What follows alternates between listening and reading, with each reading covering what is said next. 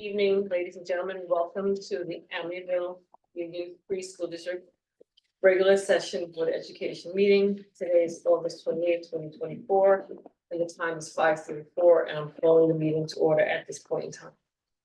Present at the meeting this evening is myself, Board President Lisa Johnson, first Vice President Carol Seahawk, second Vice President Megan Messman, trustees Leslie Kretz and Caroline Fanning, and trustees Winnie Canestro and Chris Daring will be arriving shortly. Also here at this time is our superintendent, Dr. Gina Talbot, assistant superintendent for human resources, Dr. Bridget Wade, assistant superintendent for finances, Olivia Watsy, legal counsel, Lisa Hutchison, as well as our financial consultant, Carl Frazier. Also, Mary Stevens may be joining us as well, and Mary Stevens, this is the superintendent. Can I have a motion to go into executive session for advice from counsel regarding legal matters? So moved. Second, Carol Seahawks first, Leslie Kretz is second. All those in favor? Aye. Aye, motion carries 5-0. And we will resume open roughly around 7:30 this evening. Thank you for joining us for the opening of our executive session. The Amityville Union Free School District Board of Education meeting, August 28th, the regular session. We are resuming open now at 7:38. Please note the emergency exits close to where you're sitting. There's no smoking on school grounds, and please silence your cell phones, and please join the board in the Pledge of Allegiance.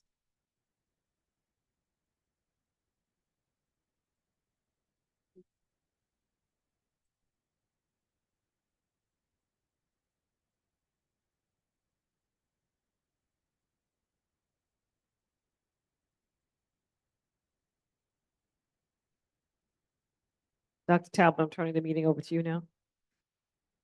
Thank you, Madam President. At this time, we will begin our hearing for the safety plan.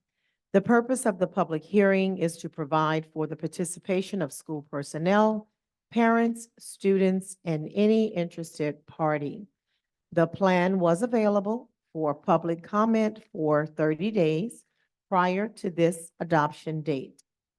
The Commissioner's regulation requires that this plan be reviewed by the district-wide school safety team on an annual basis on or before September 1st each year.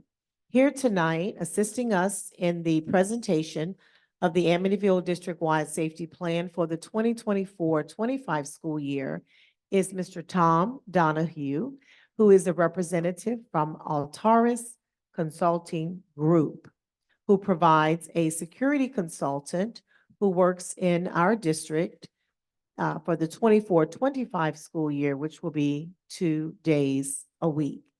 At this time, Mr. Donahue, if you would come forward, you can stand at the lectern and the microphone. The screen is here and his presentation will be displayed. Welcome. You can turn it, it's on wheels to your convenience.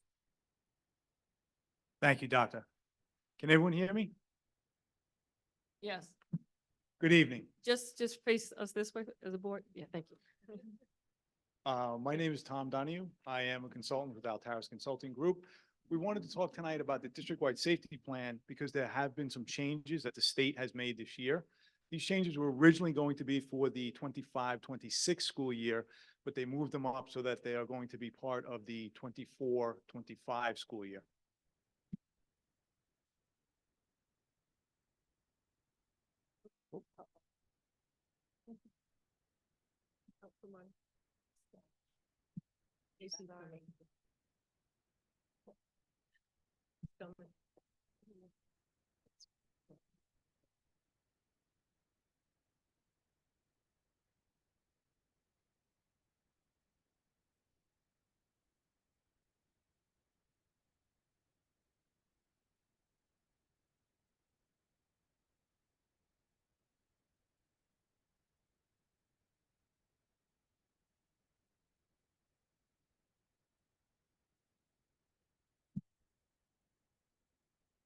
As you can see, there were some changes made this year. The last meeting was in July, and we had questions that went on into the month of August. And we wanted to clarify that with the state as we put the plan together. This also does impact the building level plans as well, which they've all been amended. The district-wide safety plan is a public-facing document.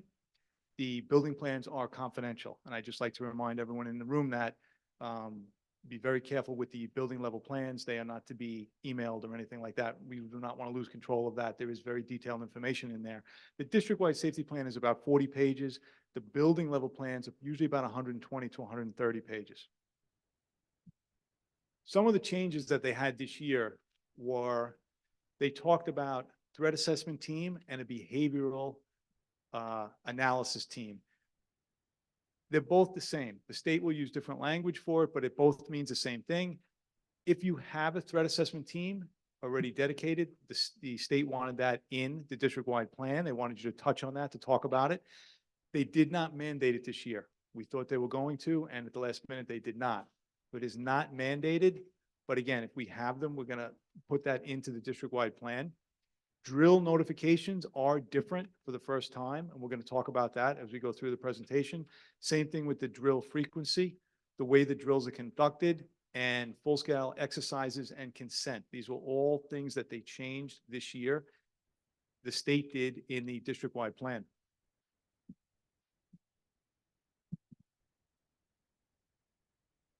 This change is about the threat assessment teams. If you have a threat assessment team, information must be included in the district-wide plan regarding that team, but you do not have to have a team. We thought that at the beginning that the state was going to require that they were going to mandate that you did have a threat assessment team at every single school. They did not, but if you do have a team, they want you to state so in the district-wide plan. When it comes to drill notifications for parents, we want to notify them within 1 week of any time we're going to do a drill at a school. So usually what we say is on a Friday through your mass communication system, you would notify parents that we would be doing a drill the following week, whether it would be a lockdown drill or a fire drill. Every time we do a drill, we have to notify parents. We have to give them at least 1 day and no more than 7 days.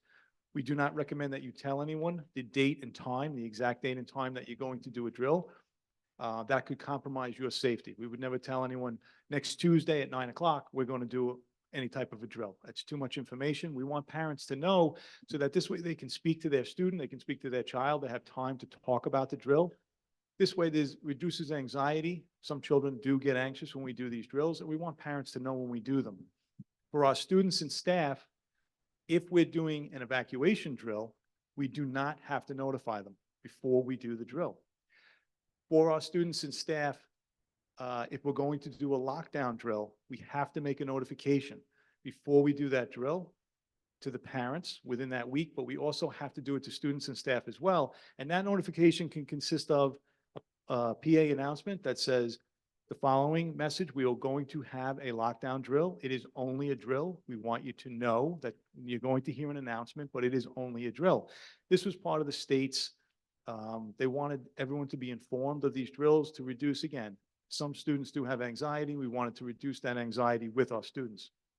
We also recommend when you complete a drill, although it's not required, to push out a message through your mass communication system to parents to let them know we just completed a lockdown drill or we just completed a fire drill. This way they know we did a drill and it was completed. Again, if they want to discuss it with their student when the student comes home, they can.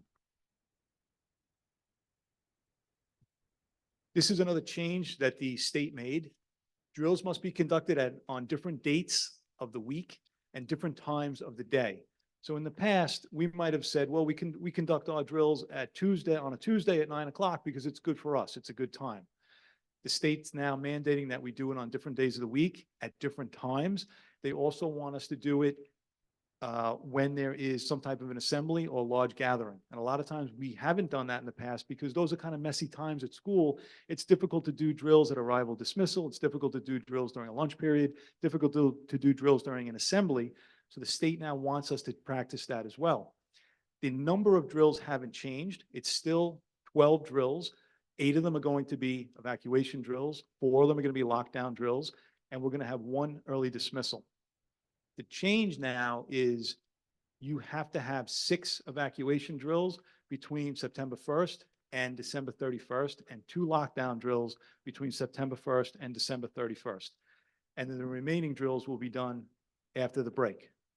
The reason I think the state went to that is because a lot of times in the past, schools have waited till the weather was better to do these drills. They want to make sure that we're doing them early in the year. Because we have students right in September. We want to make sure that we're getting the bulk of the drills done before the holidays. This way, it's something that's taken care of. And remember, it's 1 week, no more than 1 week. So usually we recommend on a Friday, you push that message out for the following week. The other thing is you cannot conduct more than 1 drill per day. So if we were running close at the end of the year and we said, well, we're kind of running out of days, maybe we're going to do 2 drills today. That is not allowed. It is 1 drill per day per school. Summer school hasn't changed. 2 drills have to be conducted. One of the evacuation drills must be conducted during the first week of summer session. There must occur annual training and emergency procedures to students and staff prior to conducting drills. Drills and training must be conducted in a trauma-informed, developmentally and age-appropriate manner. Drills and training shall not include props, actors, simulations, or other tactics intended to mimic a school shooting or an incident of violence or other emergency. Long Island really wasn't doing this downstate, but upstate was doing this, where they would have actors come in. They were trying to do more of what we would call, when I came from the police department, we would call an exercise. It was more for stress inoculation. We don't do that. We're doing drills. We just want students and staff to know what to do in case of an emergency. There is no reason to try to heighten that or to make that as stressful as possible. That's not what we want to do. We did ask the question, though, do you want us to use the fire alarm when we do an evacuation drill? And the state said yes. That is per fire code. It is not considered a prop. They do not want you to announce an evacuation or fire drill over the PA system. They want you to activate the alarm, and they want that to go off so that people get used to hearing it. They know what it sounds like. And this way everyone can do what they're trained to do when that happens. That is not considered any type of a prop. What they don't want is anyone to come into the building as an actor, any type of a full-scale police exercise or anything like that during school hours. And we're going to talk about that as well. Exercises that include props, actors, simulations or other tactics intended to mimic a school shooting or other act of violence or emergency may not be conducted during the regular school day and when school activities such as athletics are occurring on school grounds. Such exercises may not include students without written consent from parents or persons in a parental relationship. And we have a sample consent and form letter available to you should you choose to do something like that. Some schools do that on weekends. They do invite the local police into the school and they will conduct those kind of drills, but it is outside of school hours and not on regular school days.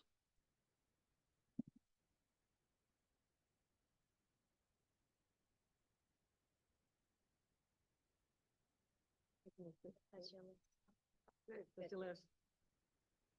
I think that was the last slide. Yes. There is a lot of changes. A lot of it has remained the same in terms of the number of drills, but there has been a lot of changes that the state has made this year. Is there any questions about drill frequency, different days, things that we can or cannot do? Does anyone have any questions from the board? I'll start this way. Chris, you have anything? Leslie? Wendy?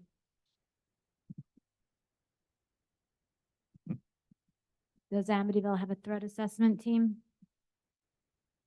Dr. Talbot?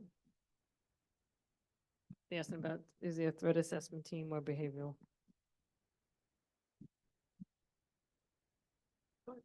We'd have to, I don't know, Olivia, if you know if we have one in place already. Yes, when the former assistant director of special education was here, there was a whole lot of training that went on about this with mental health professionals, social workers, and all that. Those are the ones that do the threat assessment. Ever since he's been out, we have not gone back to it, but it's something that we have to look at. I would make a recommendation that we form a threat assessment, behavioral assessment team. I think that would be beneficial. In reviewing the district safety-wide plan, we do have a parent on there. I don't see a phone number on there. I think that has to be added. It goes up to the state, right? Yes, it Mhm. does. Okay. The IT director is identified as an integral part of the plan, especially with cyber attacks and so forth. I know we have a third party, Land Rover, and I know we've had discussions about hopefully hiring an IT director. I would just like to emphasize my desire to have internal IT director. And I just like the fact that about notifying the parents, so the parents are aware of things and they're not surprised and they don't hear it from the first time for their kids. So I appreciate your presentation. Thank you. Also to threat assessment, if there's anything that we do teach that as a class. If there's anything that we can do to help you with that, we always recommend that at school level with district oversight. This way, each school would have their own threat assessment team because they know their students best with oversight from the district, and that the district would review any threat assessment that was done to make sure everything was done correctly. That's the way we teach it, and that can be something that we discuss for a fall training. And I would like to add, Mr. Barones has talked about the threat assessments, and there has been some preliminary training with PPS staff Mhm. on threat assessments. So we look forward to really flushing that out in completion. So thank you so much, Mr. Donahue, for your presentation. Megan, you. do you have any Sorry. questions? I do. Go I'm ahead. sorry. Go ahead, Megan. Yes, thank you for the presentation. When I looked at the district-wide safety plan, I scratched my head and wondered if I was actually informed with every drill, but it was helpful to see that it's a clarification, it's an update this year, that parents would be alerted within a 1 week of every drill that's held. So thank you for that clarification. I also jotted down, why do we not have a BAT or a TAT? So Dr. Talbot, are you saying that we do want to revise the district-wide safety plan to include this for this year? It's really a separate component. The threat assessment team is a separate component, and it's usually led through the efforts of PPS because oftentimes it's done one-on-one with a particular student, and we did have to employ some of those practices this past year. So is it in our district-wide safety plan then? It's separate and apart. I would like to see it in the district-wide safety plan as well. Is on- there a need to put it in the plan if it's being done at the Right. building level? Right now, if we don't have a formalized team and we don't have formalized training, we always recommend that we use, what we teach is what we call CSTAG, which is Comprehensive School Threat Assessment Guidelines from Professor Dewey Cornell from the University of Virginia. We teach that class because it is both evidence-based and race-neutral. Once we teach the class, we usually teach it we would teach it to every single school in the district. We would also provide it to the district cabinet. At that point in time, once everyone is trained, we can then tell the state that we have a formalized threat assessment team. We can always amend the district-wide safety plan later to add that. And then we can begin to do that process where this way, every single time that we have a student make a threat, we have a formal document that we use. It is it's basically a flow chart. We follow through the flow chart. And this way we arrive at the conclusion that the chart is giving us. It would always be overseen by the district so that they would be happy with the result of that. And this way that would be then stored with PPS because it is not part of FERPA. It does not go with the child's academic records, but it is stored separately. Most schools do store it with FERPA and it's confidential. But that would also go from an elementary school to a middle school to a high school. This way, the principal of the next school would understand what's happening. The reason why we do that is because a high school freshman might come into high school in the first month of September and there's an incident. Yeah. And that principal will handle it one way because he doesn't realize maybe this is the fourth or fifth incident, maybe the frequency is increasing, maybe things are getting worse. It should be handled differently. If this child had 3 incidents in elementary school, 4 incidents in middle school, and now he's having an incident the first week of high school, we have to really take a hard look at that and see, is this child getting the help that they need? We don't want anything or anyone to fall through the cracks. Great, that makes sense. So the training you referenced, we can build that into our agreement this year? We can, Potentially, can consider that? we can do that training. That can be all fall training, that we can do to everyone in the district. I wouldn't put it into the plan now because we Right. don't have a formalized team. I but- see, I understand. We would do the training first, And then we would. just and then you amend can the plan. amend the plan Yes. to say that we've done it. Is your recommendation to include it in the, to have these committees and eventually in the district-wide plan? Is that your recommendation? That's my recommendation, is to do the training first. And then- We like threat assessment. It's not state mandated. It is in certain states like New Jersey, it is mandated. We thought this year it was going to be mandated, but they did not mandate it. They just said, if you have it, we want you to include it. But in Okay. order to state that we have it, we have to have the formalized training done so that we're all on the same page. Okay, that makes sense. Can I keep going, or you? Yeah, I just want to see if anyone else, I had- Carol or I had Caroline, do you have some- questions? I think I had more. Okay, I just want to make sure everyone has an opportunity to ask questions. So after you go, Megan, go ahead and ask your question and keep going. Is it on? Yeah, go ahead, You want- Megan. Okay, so on the drill frequency, I just jotted down a question. The one drill must occur during a mass gathering event. So is it one evacuation drill and one lockdown drill? Is that what we're doing per building during a mass gathering? You're going to do one fire drill, and I would do one lockdown drill during a mass gathering at each and every school, and we document that. Steve Baronis, that is the coordinator, has a sheet for every single school where we can document track. every single time we track it, every single time we do a drill, because those sheets have to be saved, because the state can come back. And I believe it's up to 3 years that later they can say, let me see your drill sheet for Sure. last year or the year before. They just want to make sure that we're doing what we're saying we're doing, that we're doing these drills. And it makes it much easier when we track the drills. And a lot of times Steve or myself, if I'm available, will attend the drills and we can help evaluate those drills.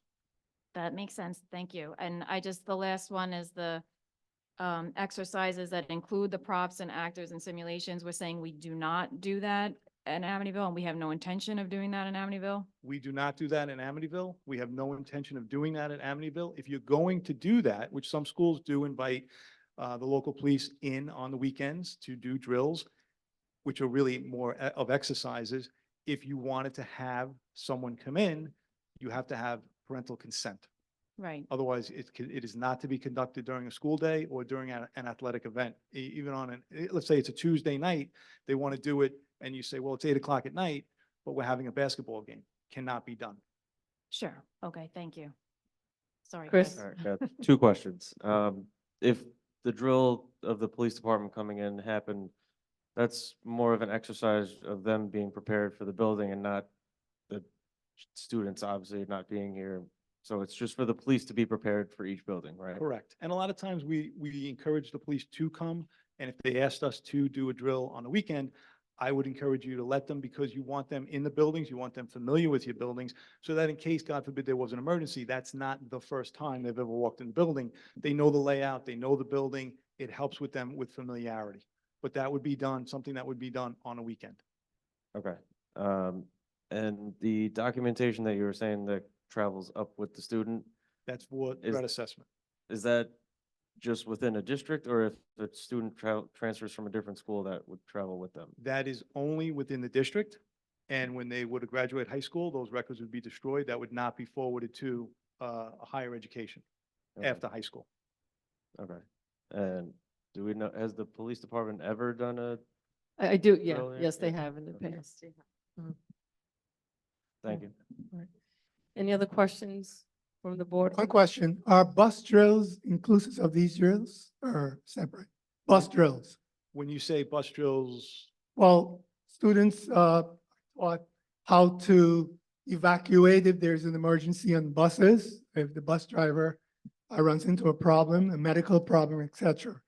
Is this separate from the drills that we're talking about? that is separate from the drills we're talking about. The state mandates 8 evacuation drills from the building, 4 lockdown drills, and really the last drill is 1 early dismissal drill throughout the year that you have. Those are the state mandated drills, and that is separate from when you do bus drills. Any other questions from the board? All right. Go ahead. If we did decide to do the training for all the staff members, could we do it on a superintendent's day, or would it be like individual schools would Yeah. threat assessment Mhm. training. Yes, we can look at upcoming days when we have all of the staff together. Sure. Thank Yeah, you. smart. Any other questions or comments from the board? Right. Thank you, Dr. Talbot. Thank you, Mr. Donahue. Thank you. Thank you. Thank you. Oh, yes.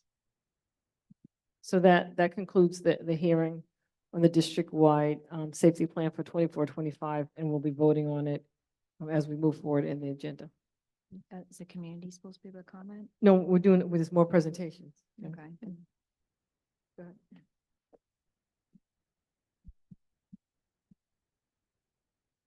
Is there any community comments regarding the hearing presentation, the district-wide safety plan?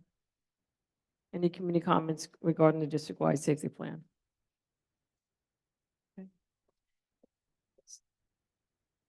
So at this point in time, the hearing is closed, and we're going to move forward with the presentations.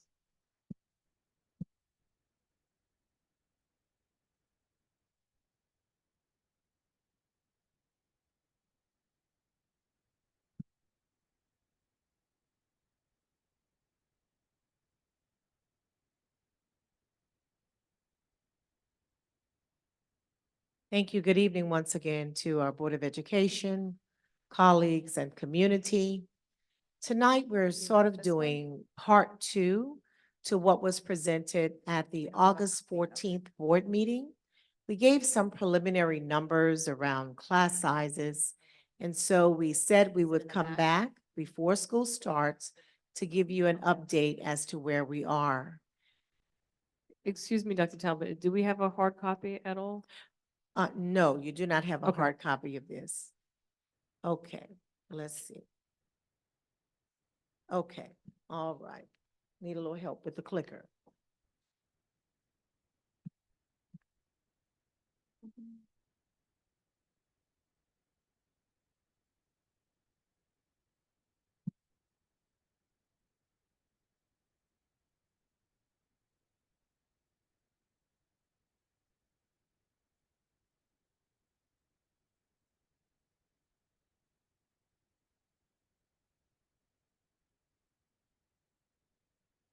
Okay. Average class size comparison.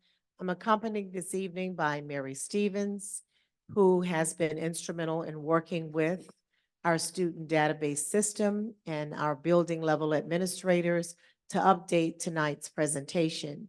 She's going to present for you using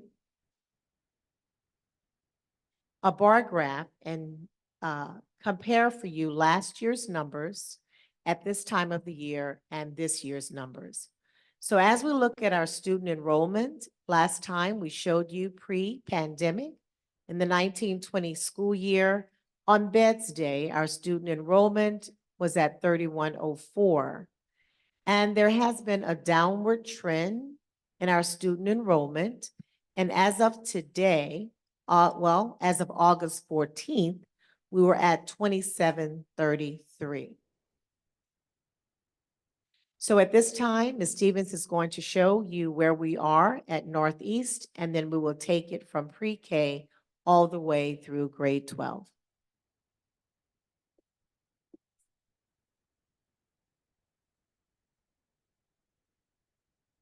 So it's important to keep in mind that these are snapshots. We were looking at overall averages.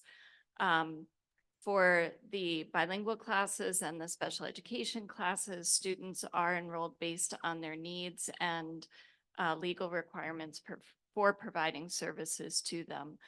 So the blue column, as you can see, are the average class sizes in the 23-24 school year, and the average sizes in red are where we're opening school, again, as a snapshot. So these are our pre-K programs. We did break it up into pre-K general ed, pre-K bilingual, and then there are Strive classes at Northeast. At Northwest, the kindergarten, again, broken up in a similar way. Kindergarten general education classes, kindergarten bilingual program, kindergarten ICT, and kindergarten special class. So of note here, the bilingual class is based on students' performance on intake exams. So Northwest was still completing those intake exams.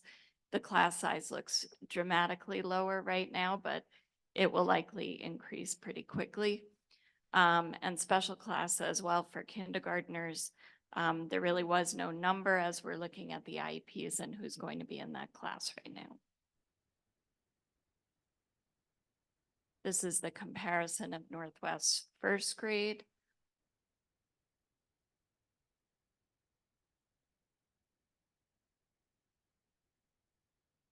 Second grade.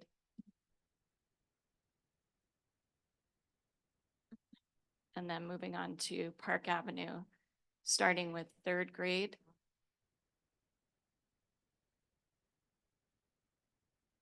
Fourth grade.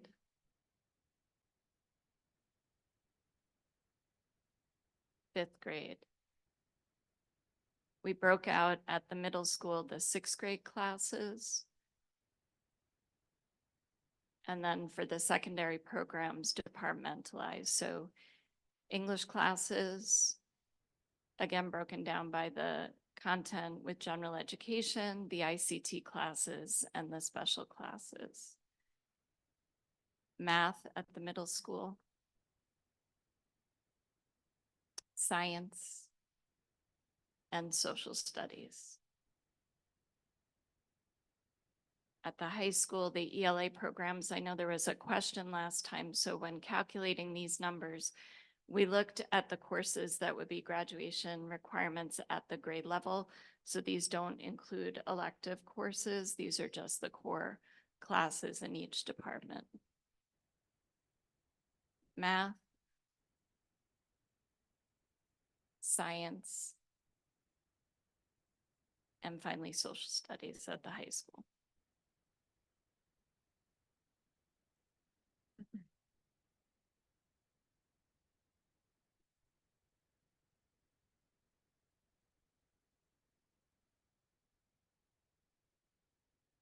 In our preparation for back to school, our Board of Education participated in a facilities walkthrough where we had the opportunity to visit all of the schools.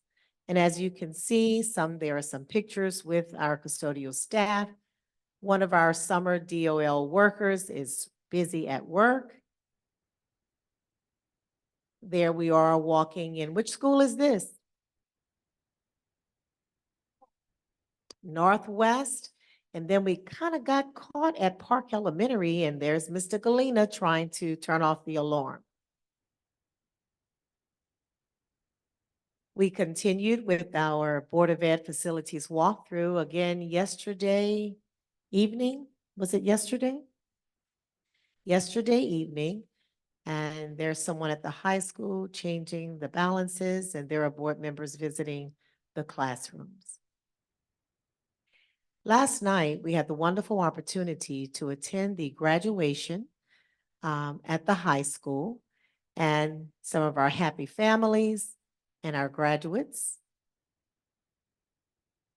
our resilient scholars, the beautifully decorated auditorium, and there is Mary Stevens with one of her wonderful scholars, very happy.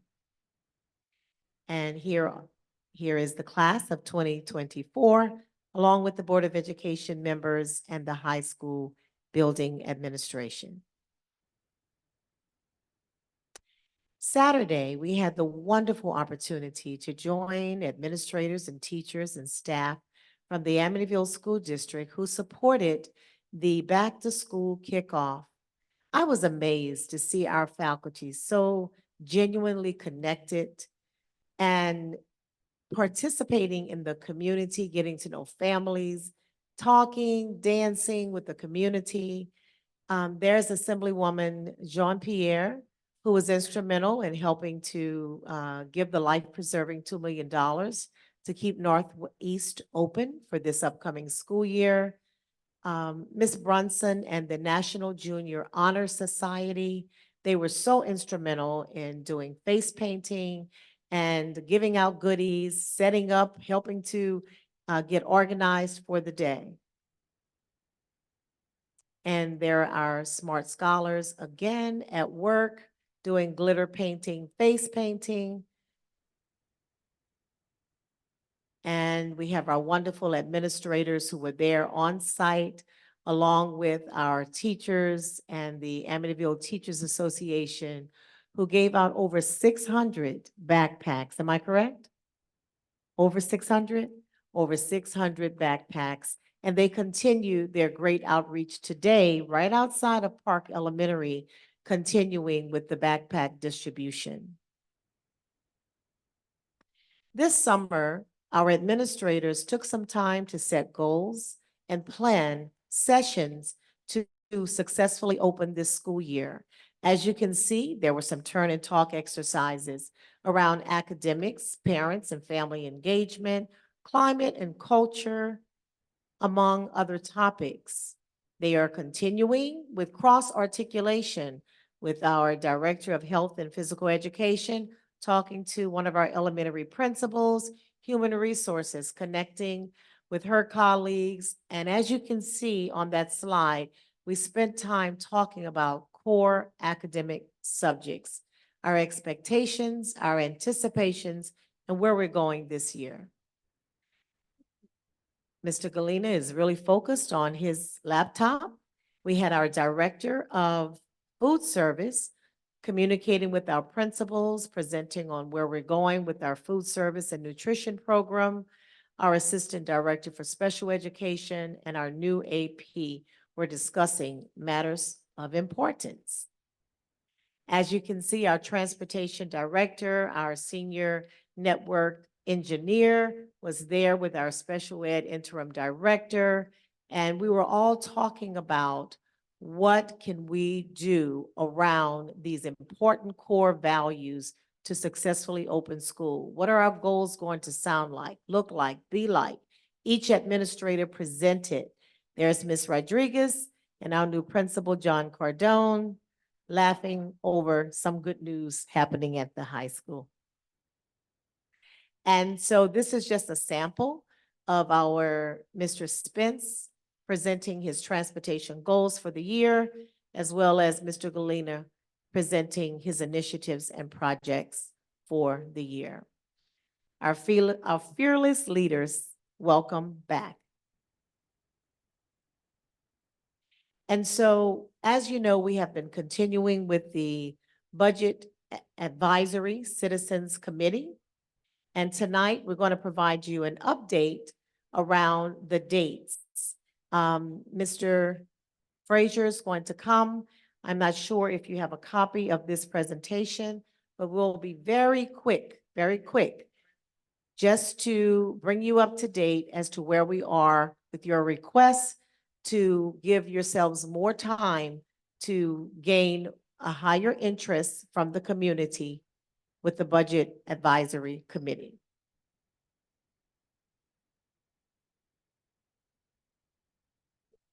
After last month's presentation, the board would ask for some changes.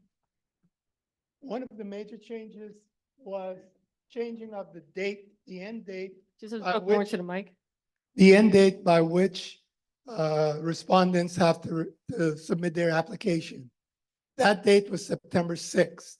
So in reviewing the dates and the calendar, we've now moved it to September 23rd. So that's the second item there.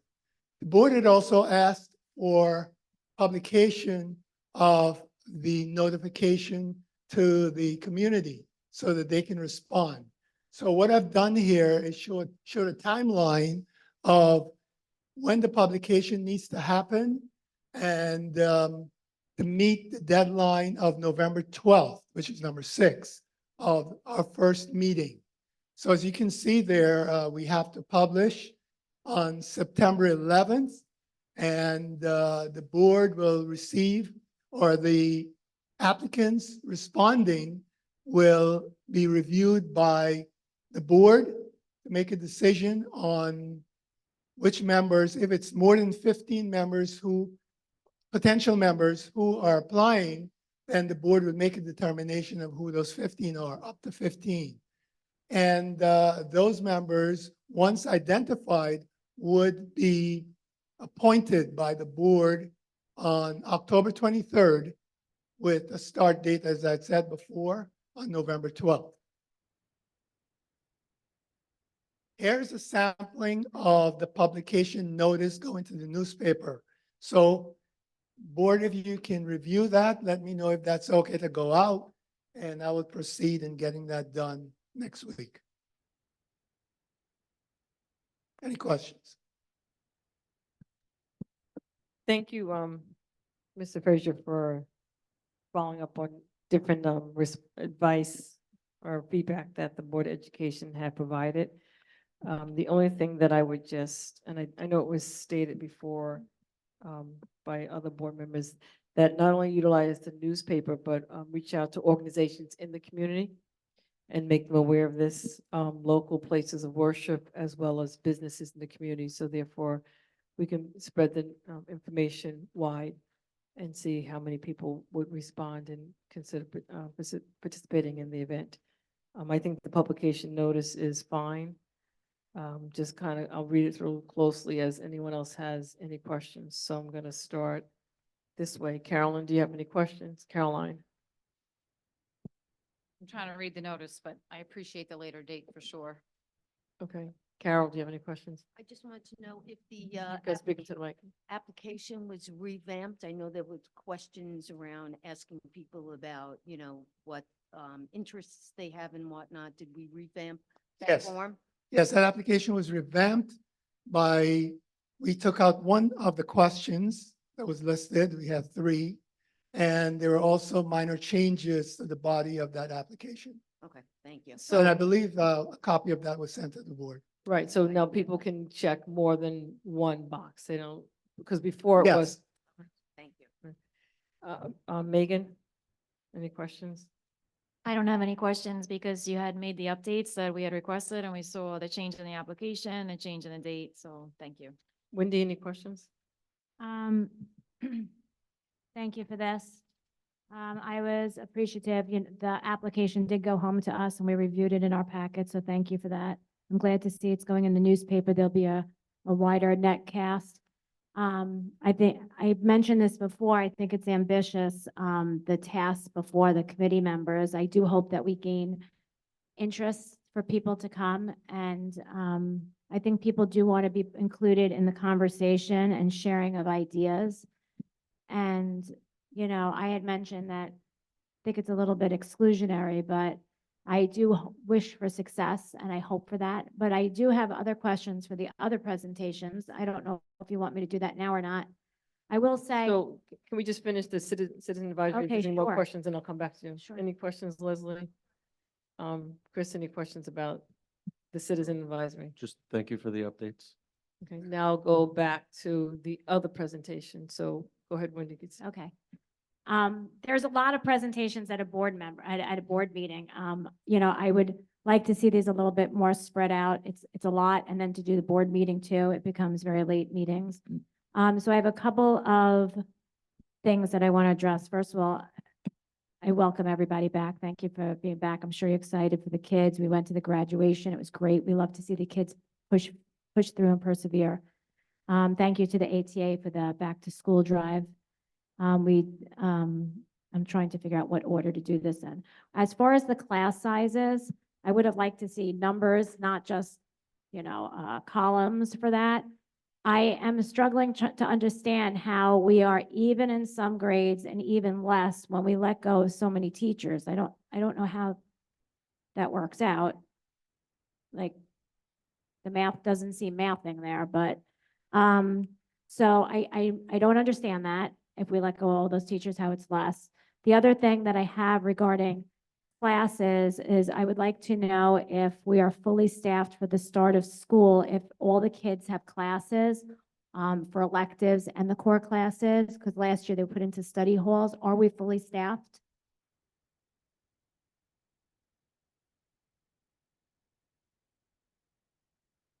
The first day of classes for students is September the 4th. and the following vacancies still exist. Dr. Wade, would you give us that update at this time? So at this time, in terms of classroom instruction, we have a repost for an elementary bilingual teacher at Park. We have an ENL teacher leave replacement open at the high school. We have an elementary special ed teacher that we just advertised today. So that is open at Northwest. We have a French teacher leave replacement that is needed. And we have a .4 Spanish teacher at the middle school. Okay. Is there more? Is that it? That's it? Well, we have also the assistant principal positions, which we Uh, discussed earlier. Okay. Can I ask a question then? So any parent that looks on their child's schedule, there should not be a TBD where a teacher's name would be at this point, unless it was one of those 5 that you just mentioned? That would have to be determined by the building principals. I mean, that has to do with their scheduling. But that should be updated at this Yeah. point. That Okay. should be. All right, thank you. I have just a couple more questions with that. As far as the elementary special ed, do we have anybody that was excess that we could bring back? Elementary special ed, Yeah, No. Not in we that have calendar. reviewed the excess list, and Dr. Wade can provide an update for you. So not in that tenure area, but we do have people who have that certification. let's bring So them we will back. be looking at whether they would like to switch areas and possibly teach special ed. Yeah, I'm guessing if they don't have a job, they might be open to that. As far as the other teachers, like elementary bilingual, the same, but really, I guess for all of these, I recognize we might not have access in all of these areas. I would like to see the district reach out to anybody that might have crossover, even if it's not their tenured area. I mean, my personal goal is I think we really need our teachers and our support staff back. I think that they have direct impact on the children. So I would ask that and hopefully we could, get these staffed quickly. I mean, it's the start of school. Okay, So I will say, Wendy, just as you continue, I think it's not only just you, but I think for every board member that sits up here, feels exactly the same way. okay. A couple other questions. As far as the building walkthrough, wait, 1, 2, 3. Okay, as far as the building walkthrough, we went on that. I was happy to go on that. I was a little surprised to see the capital project. You know, I sat in the audience throughout all of this, and I was surprised to see the scope of a lot of work. As I recall being in the audience, I think that the presentation was cut off at some point and we didn't get the full picture. I think that, my recommendation, for us to consider is just sharing more, in detail with the community of what's in this project.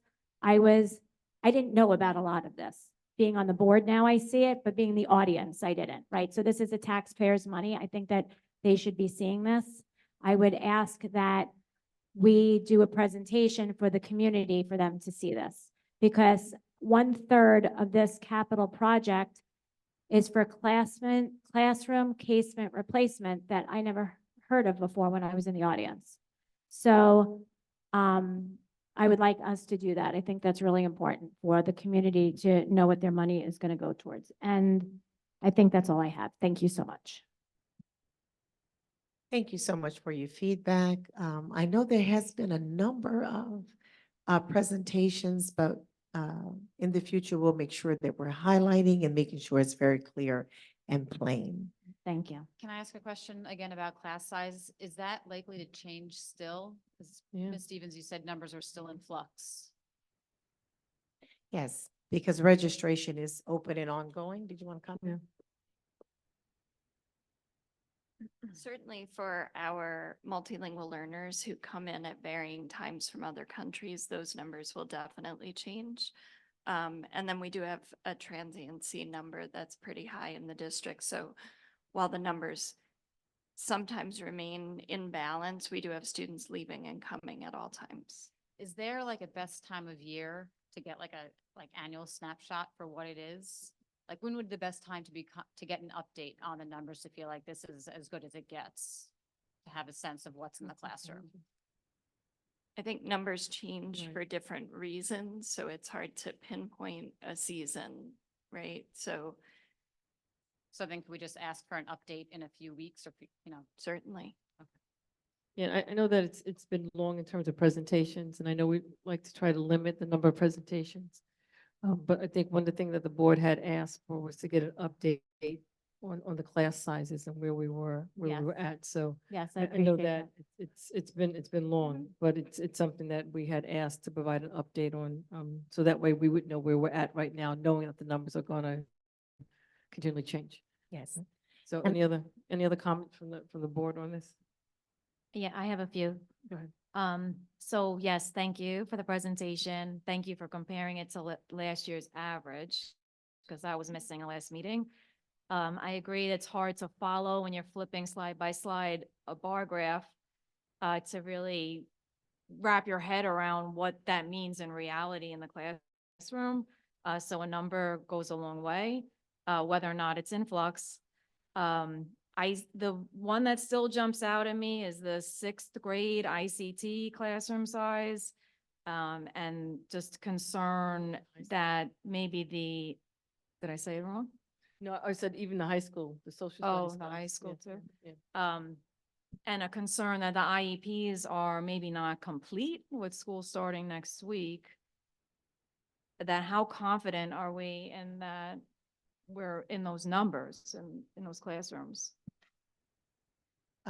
These numbers are in a really predictable range as to where we are based on where we are. They are working diligently to close the IEPs. The goal is to have those done before the first day of class. And we'll continue to update you as we go. And this presentation could not be printed due to the amount of color. So we can provide it in black and white, but it'll be posted tomorrow Right. for your follow-up as well. Okay, I also noted that the class size and the electives were not presented. What was the reason for that? Is it going up or is it low? For the electives. Once school opens, we can provide those numbers, but we wanted to provide the core numbers. Some of the electives are really low, some of them may be a little high. I don't think there are any over 30. Right.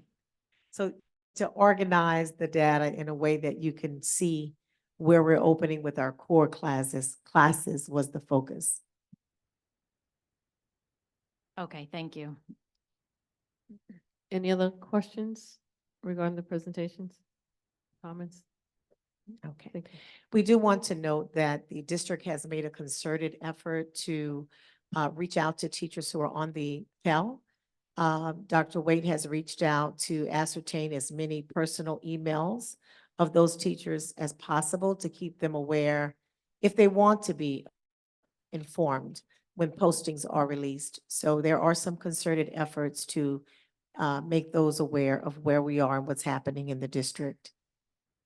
At this time, we are going to have a very brief presentation by Mr. Nathaniel Spence, who is the new coordinator of transportation. Now, AP is, I think it's a separate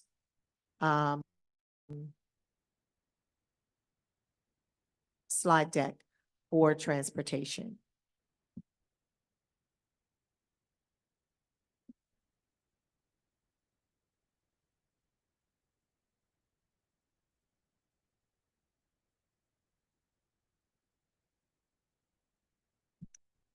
So tonight you will hear some of the transportation updates as we begin to put the wheels on the road, ensuring safe and efficient transportation for all bus riders.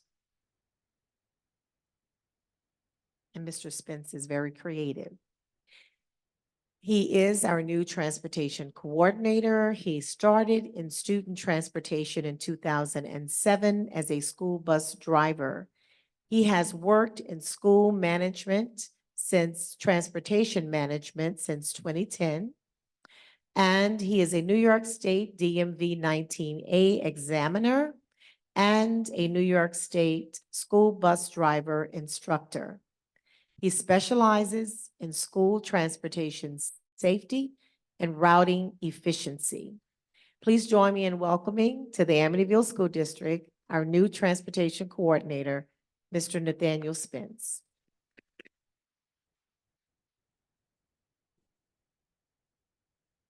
Okay, wonderful. Good evening, everyone. Some of the topics we're going to cover quickly are finding efficiencies, shared services, increasing safety, student training and programs, enhancing communications, and we're going to have a Q&A at the end if you have any questions. And there goes our bus. So finding efficiencies, that's important now more than ever. And we need to make sure we find equitable, economic transportation solutions for not only our public school students, but also our private school students where it's fair. Analyzing data on our school bus route times using attendance and ride times. This is something I'm going to be watching very closely as school progresses. We have never had access to our contractor's GPS system. We will now have access at the start of school to their GPS system so we can monitor where our buses are going and what exactly they're doing. We're also going to be in the process of shifting to district bus routing, where the bus contractor is going to phase out of doing routing, and we're going to phase into doing routing. And that's going to allow us to see where we can be effective and save money and combine some things and figure out what programs are working successfully. Shared services and piggybacking, this is something that we started looking at day one when I started. We do have school districts that are neighboring to us that we can do what SCD calls piggybacking, where one district holds the agreement and the other districts in the area can piggyback on that transportation agreement. We also have the ability with BOCES to do co-service agreements where they go out and find neighboring districts that have students that they can combine with other districts. We will have access to all of our drivers' records immediately with our DMV lens system that we just got this week. All of their records will be input into a system that I will maintain that will let us know immediately if there are any changes to the driving record or this driver's status. Something that I'm very excited about is our extended Stop Arm pilot program. And there's a brief video to show exactly what this product is.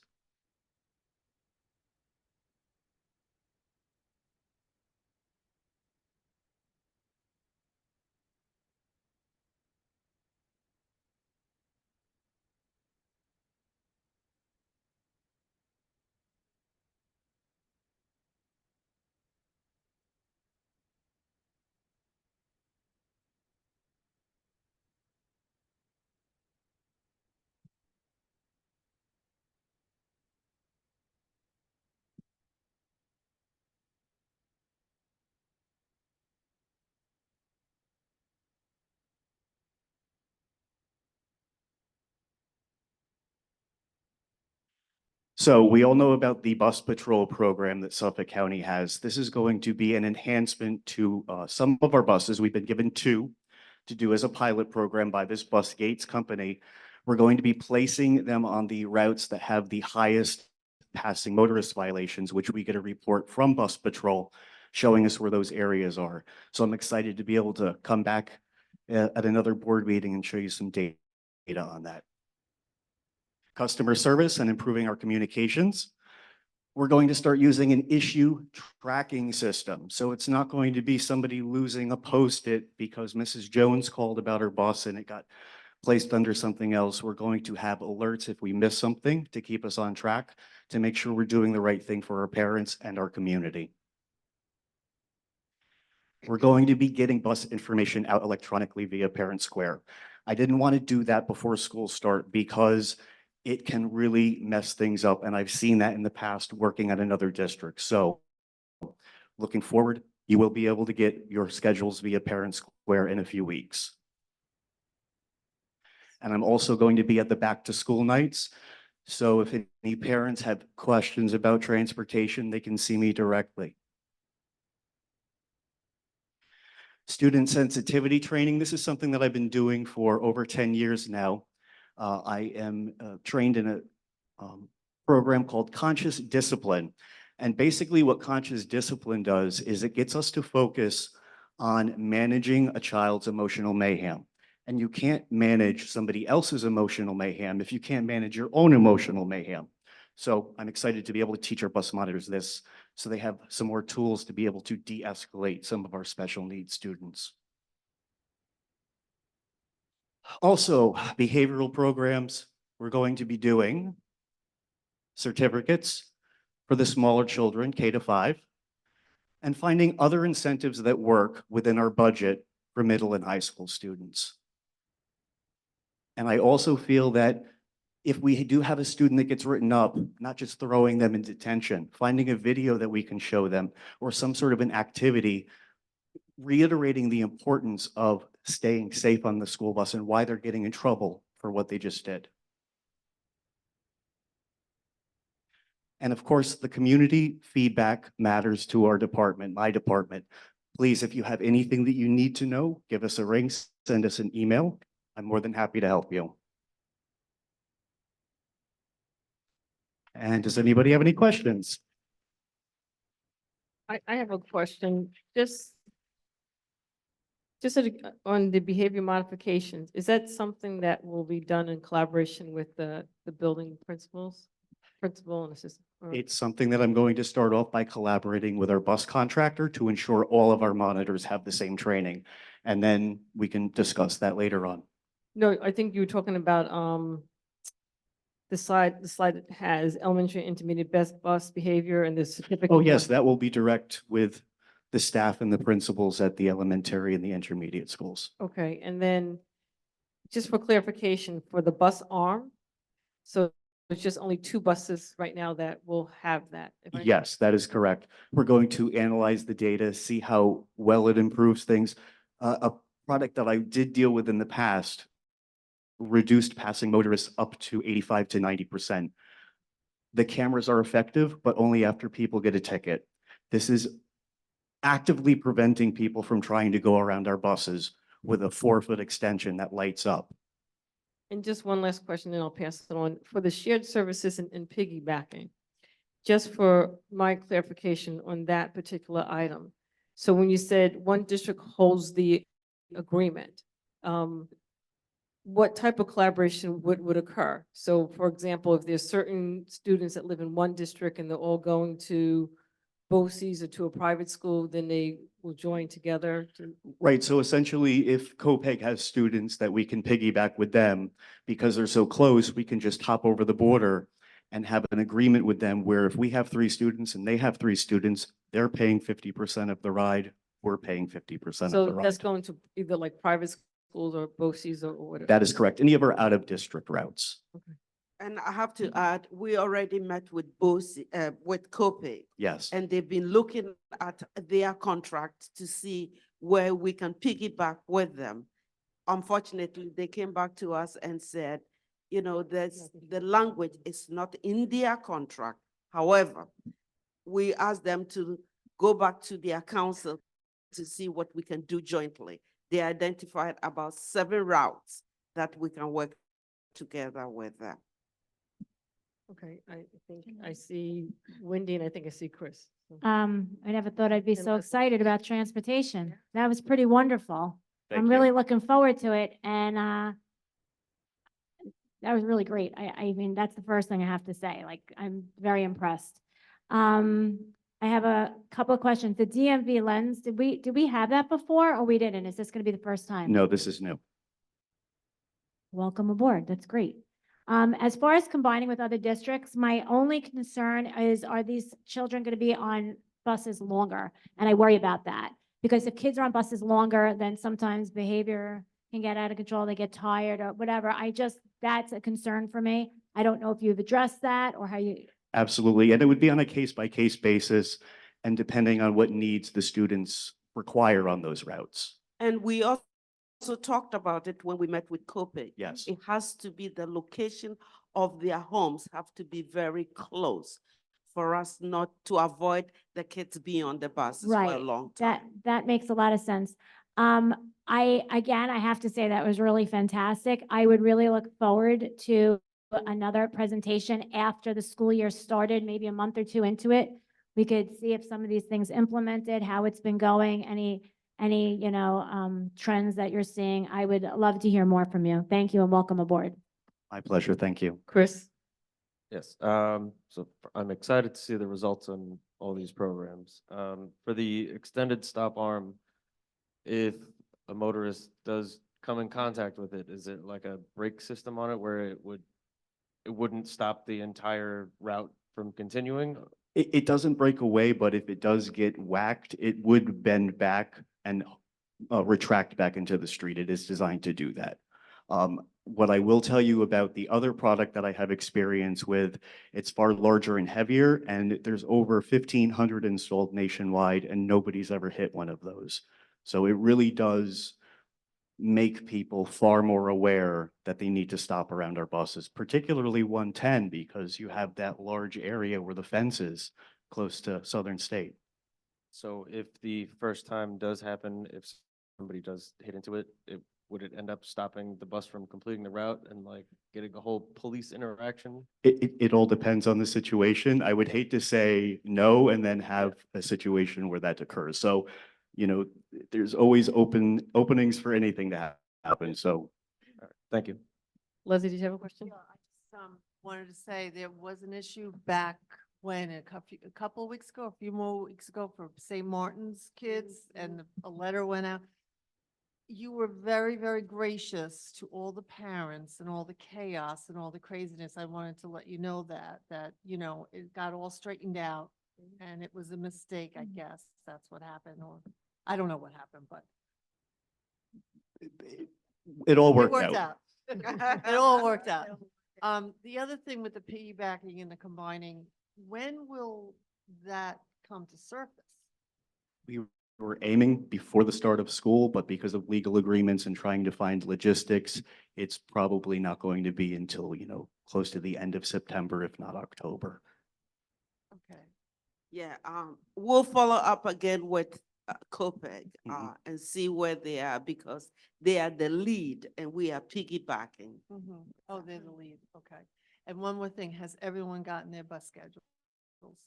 As of now, yes. They did go out a bit late. We had some scheduling problems with the bus garage. We also had some printing problems, but yes, everything did get out. Public and private. That is correct. Thank you. And it was a great presentation. I appreciate that. Thank you. Megan? Yes, thank you. I agree. Great presentation. Thank you so much for your work. I don't have my bus passes yet, but maybe it's in the mail. I'm hoping they're in the mail. I'm hoping it's in the mail. One of my questions, because you did say the information was going to be sent via Parent Square in a few weeks. So you're saying you're sending the hard copies. They haven't arrived yet, but then we're going to see it on Parent Square. That is correct. What is it on the finding efficiencies? What are you doing with the attendance? That's interesting to me. I'm going to be going to each building individually and taking track of how many students are getting on in the afternoon, how many students are getting off in the morning. Also coming up with a plan that we can give just a clicker counter to drivers so they're clicking as the students get on or off. We don't want to hinder them in their safety sensitive position, but we also want to be able to collect the data to change what we're doing and enhance what we're doing. So I thought that we were required to provide busing to every student. So are you saying that you'll be able to use whether or not the student is riding the bus to make a change to the bus route? That is correct. So you can change the bus route. You can put an overcapacity on a route, anticipating, just like the airlines do, that you're not going to have everybody show up on that run. And what we see in transportation is generally, depending on the district, we don't have 25+% of the students that are scheduled on those buses, because in those non-walker areas, everybody does need a ride. Thank you. I look forward to that 100%.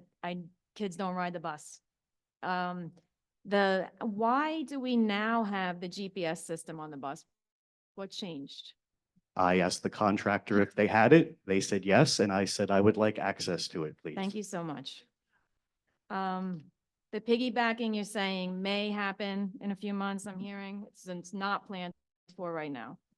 It is one of our large goals for the department to get this done because of the tremendous cost savings that it will bring to the department. So you're hoping this year we're gonna piggyback to some extent? Absolutely. And I can assure you, if there are any places that I can find to save money, I am going to be doing that. Have you found saving? Have you found savings yet this year or? Well, from- here's the thing. With situations like this, I think if we move too quickly and we don't think about things and we're not mindful of the decisions that we're making and researching how many students are using these services, it's just going to cause chaos that we don't need within transportation. Okay, I like that. That sounds very sound. If we like the stop arm buses, what does that mean in the future? So in the last district that I worked at, when we saw success with that program, we required the bus contractor to add 4 every year for the length of the contract for 5 years. Okay, and what's the length of our contract? It is due at the end of the school year, I believe. Correct, about 5 years.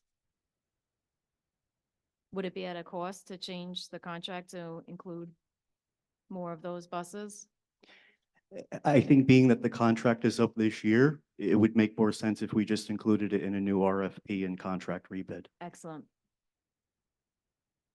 So Okay. it would be a cost then to add it on. Not for the district, no. We would make the contractor pay for that. Well, the contractor will pay for that and pass on the cost to us. Okay, thank you very Any other much. questions? I just want to say, great presentation, great ideas and initiatives. I have one question around bus drills and exiting. Are you going to be overseeing up-to-date training on emergency exiting of a bus? We did have a situation, I'm sure we have some Northwest teachers sitting in the back that remembered the day we had a bus go up in flames in front of the Northwest school, and we were all shocked. Within 10 minutes, that bus was completely charged. So we know the importance of those drills. So, There is a minimum of 3 required by SED.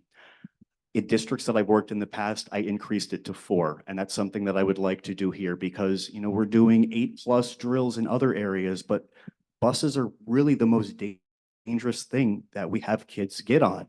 So I feel that we need a little bit more training in that respect, and that's my goal to get that for the students. And it also depends on the DOT inspections, which is something that record that we have to look at.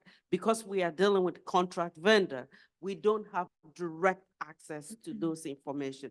But this is something that you and I have to talk about all Yes. the time. And districts that I've worked at in the past, I've gone and observed their maintenance records to make sure they're doing what they're doing. And I have to say, EBT really is on top of things. They're not like a huge mass conglomerate corporation, and they really do have a close-knit family atmosphere that I've never seen at any other school bus contractor, including the one that I used to work for 8 years. Any other questions from any other board members? Thank you so very much. You're welcome. Daniel, one quick question. Yes. How many days of data collection in terms of determining how many students are coming, getting off on the bus, that would be significant enough for you to make any type of decisions in the future? I would feel a minimum of 2 weeks of data staggered out AM and PM to figure out exactly what's going on with the capacities. And again, I think the most effective thing to do is just get some $3 clicker counters, put them on a lanyard, and have these drivers keep track of it and put it down on an attendance sheet each week. They were doing it during COVID and they were having to keep track of every student. This is far less invasive than that.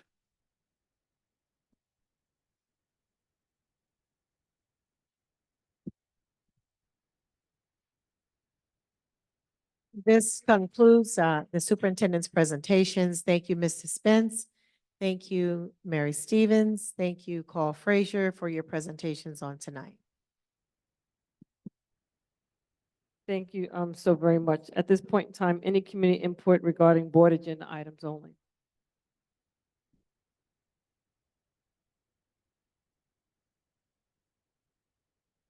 Hi, Patty Deek, 86 Union Avenue.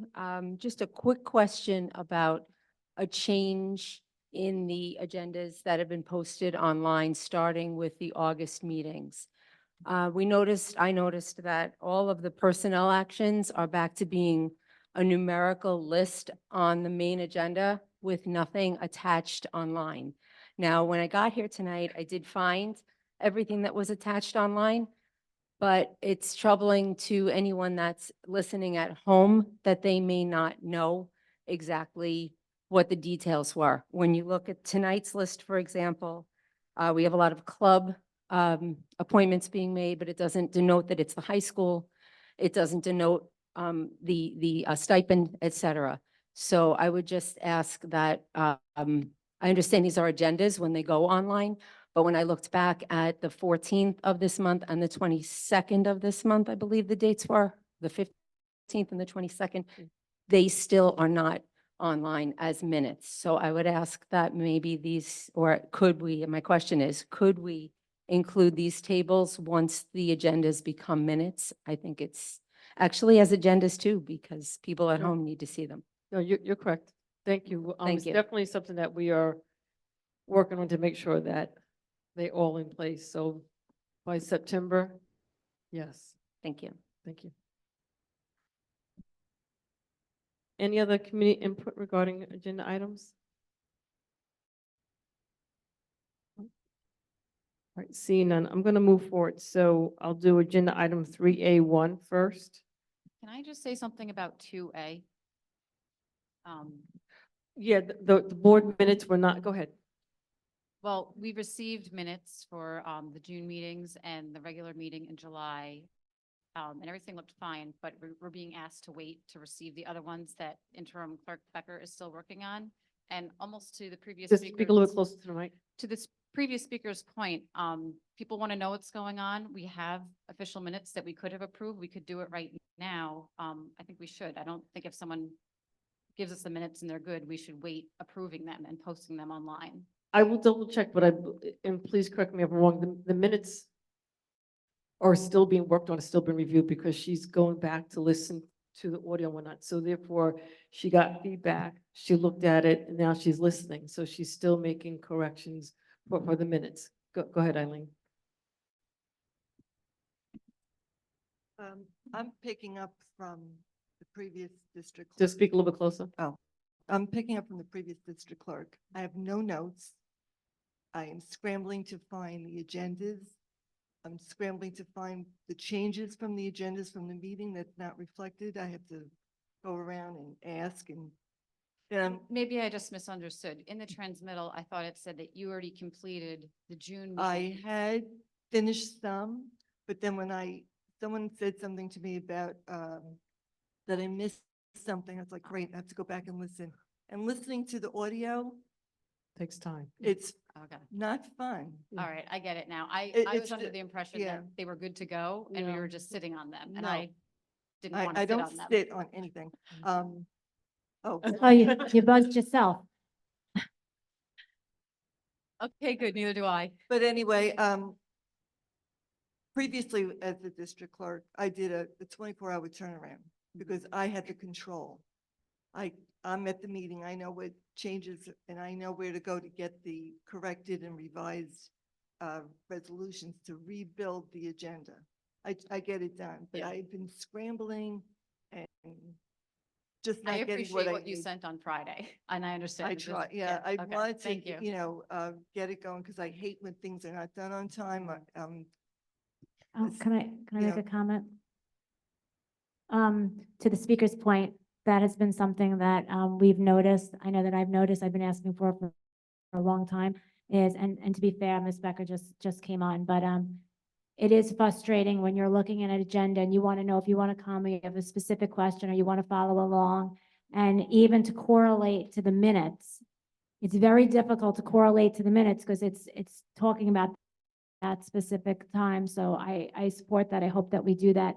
As far as the minutes, though, I do want to ask you, draft minutes should be up within 2 weeks. Is that something that you, I know you're going yeah. forward, once you're here, I know you're working backwards, but we should be having that up because they have to go up in And 2 weeks. also, when I signed on, you always sign on for a job and they tell you what you're gonna do and then you find out what you're doing.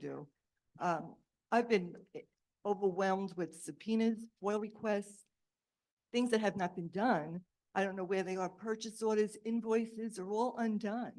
And I was getting lost in that. You're playing catch up. But I'm gonna just go back and I'm just gonna focus on my minutes, the policy That's what I was gonna manual, say, yeah. and as I can, I'll try to get the other stuff done, but Yeah, one of the things when I asked, when after the board was asking about Eileen, long story short, that's going to be a focus and we talked about it today, so.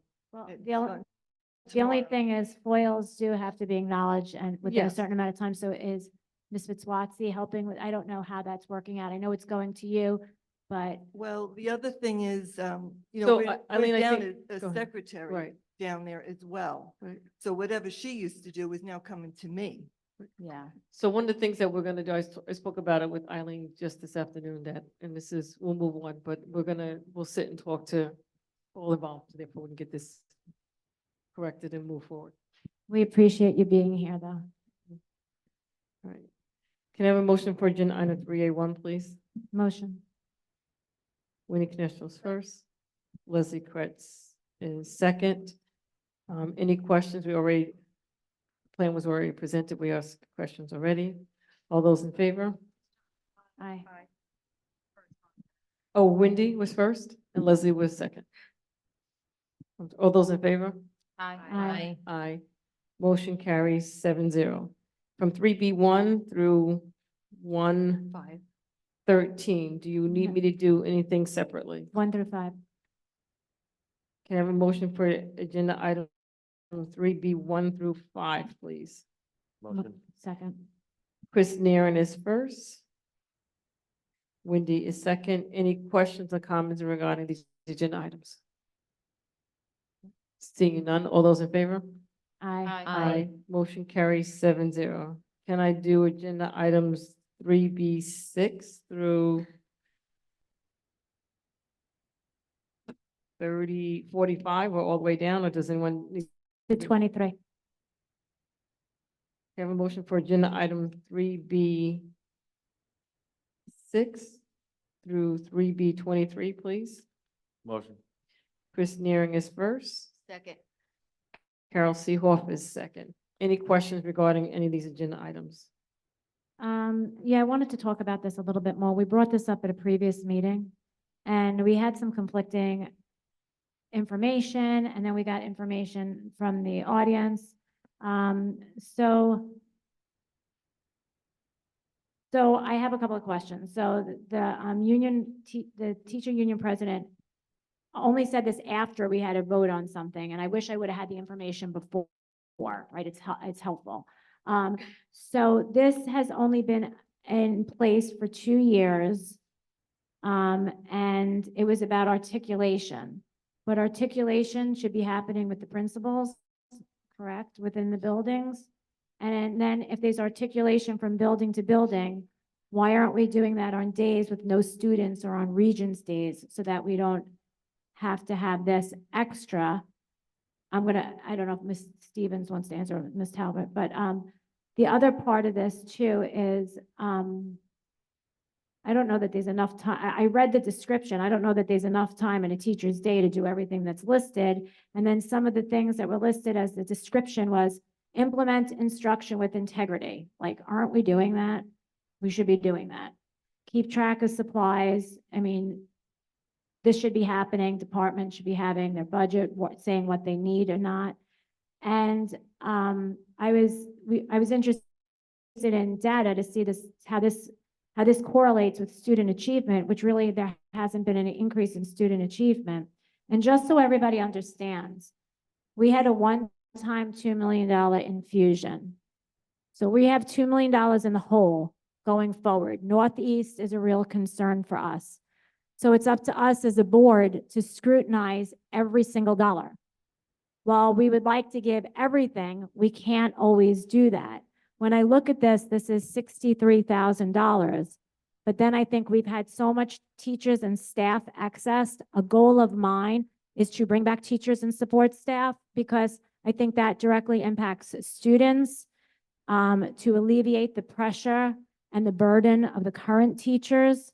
So that's a goal of mine. So one of the things that came up when I asked about this with the former assistant superintendent of curriculum, I had asked, when do these building leaders meet?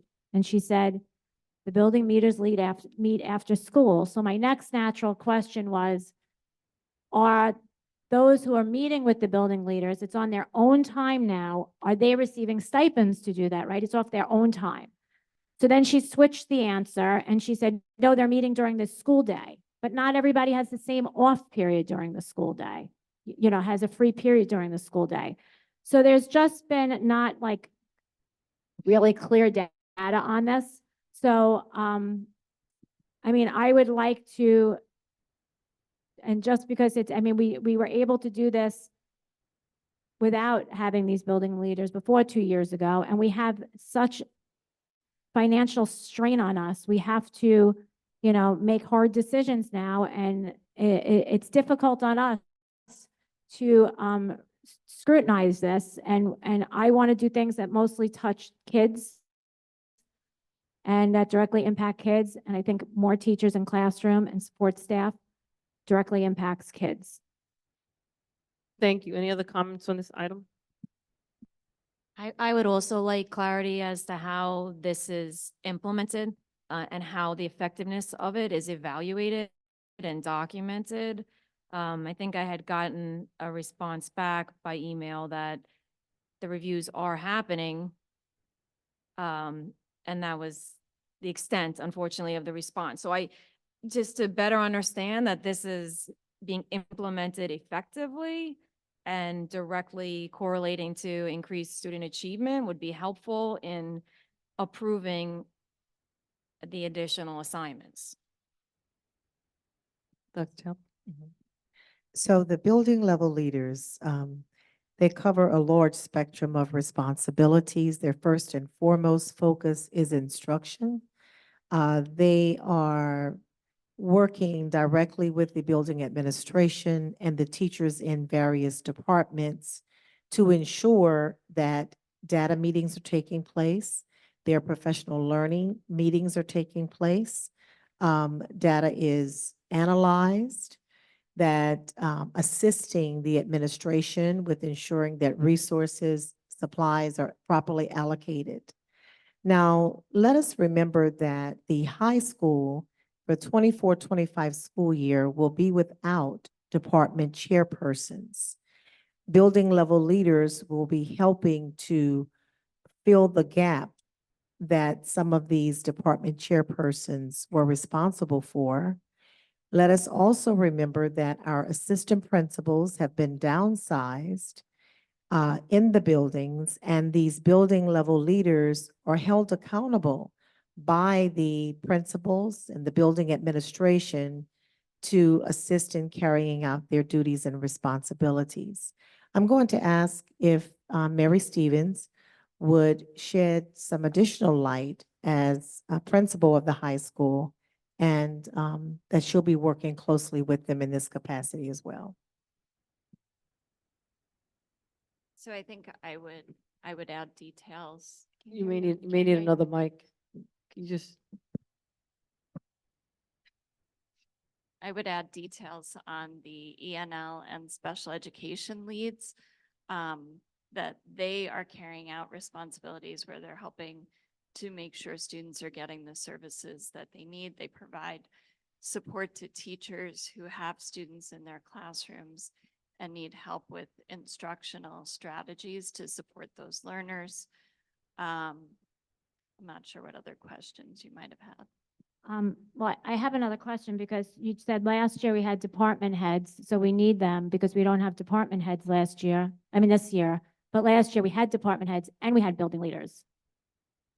So you're saying we need it now because we don't have department heads, but last year we did have department heads, right? Last year, there were department heads in the high school, and this is actually a cost-saving mechanism because those teachers are now teaching full-time. full-time load. So they were, there were building level leaders and there were department chairpersons at the high school. So at the secondary level, there were department chairs for the 4 core areas and lead teachers for special education and ENL. And so this year, it's proposed that building level leaders are over the 4 core areas, ENL and special ed, at the high school, the middle school, 4 at the Northwest and 4 at Park. ELA math, special ed, and ENL. Okay, is there any other questions or comments regarding this? Any other additional information? Anyone else? Right. Right. All those in favor on these items 3B6 to 3B23? Aye. Aye. No. Wait a second, I'm trying to get the ayes first. I said aye. Aye. Aye. That's 5. The noes? I mean, I have to say that I would like to approve for the ENL and, what did Ms. Stevens? All right, say? so ENL and, the motion that's on the table right now is for 3B6 to 3B23. okay, but I want to take it separate then. So we already took it separate. We did 3B6 to 3B23. Council, And I I'd like just- to I not just approve call- I all of just them at call for a once. vote.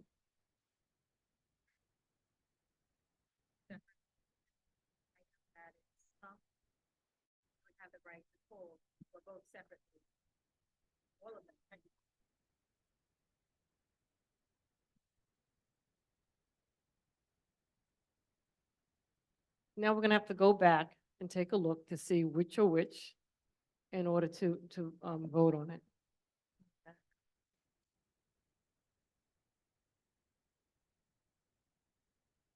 If I understand you want to vote for it, Wendy, on certain parts but not others. Mhm. The ENL. I, Hold on a second. ENL is no, I want, 3B13. hold on a second. Let me just say what I want to do. I want to vote for ENL and, ELA for the high school and the middle school. Just for the high school and middle school. Correct. Is 3B6.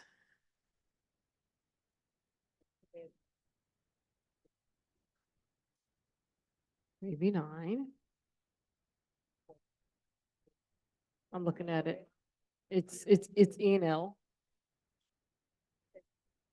You should you said special I ed? said ENL and It's special- ELA, high school, and middle school.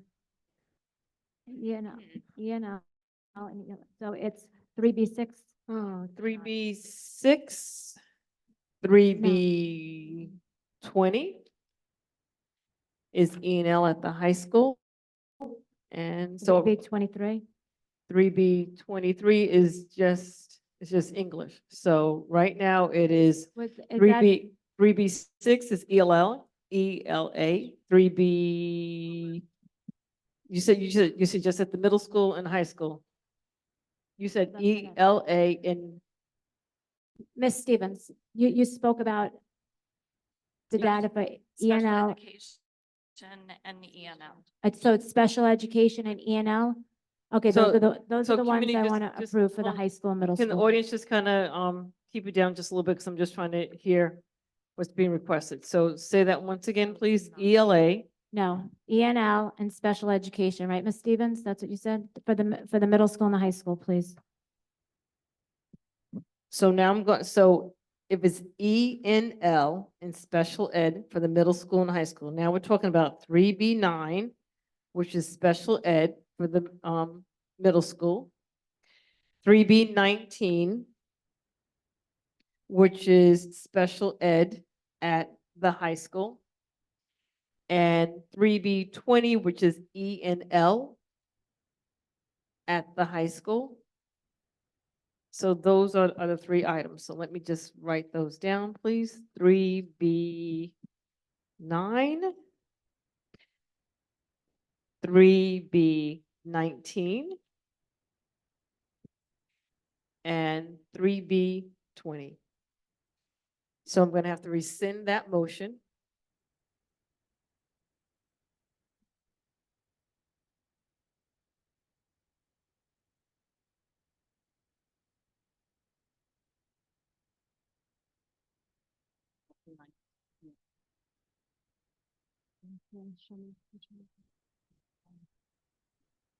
And 3B10 too.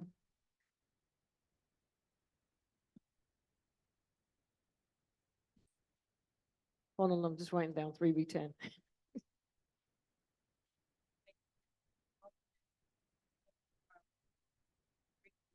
Six to 3B23.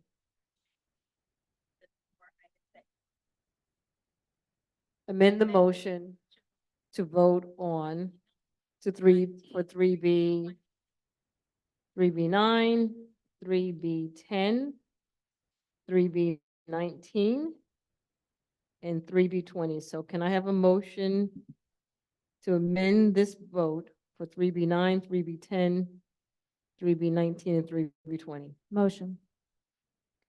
Second. Winnie Canestro is first, Caroline Fannin is second. All those in favor? Aye. Aye. Aye. Aye. So now I'm going to vote for, give me 1 second, please. 3B6. I think you just amended it. So now we do the vote, no? Yeah, so. So now can I have a vote for 3B6? Can I have the motion, I mean, can I, oh, I don't know where I'm at right now. Can I have a motion for agenda items 3B9, 3B10, 3B19, and 3B20? Motion. 3B9, 3B10, 3B19, because I had to amend it, and now we're voting on it. Second. So I think Wendy was first, Caroline was second. All those in favor? Aye. Aye. Aye. Aye. Motion carries 7-0. So now I have to weed out the other ones.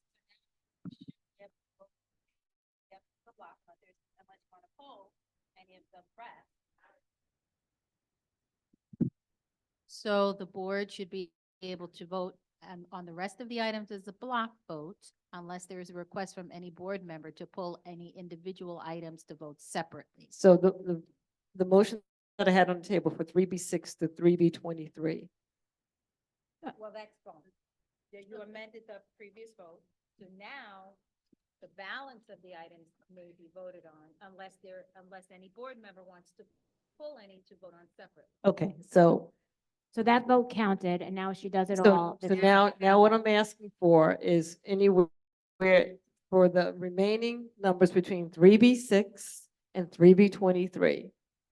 Can I have a motion for the remaining items between 3B6 and 3B23? So Motion. moved.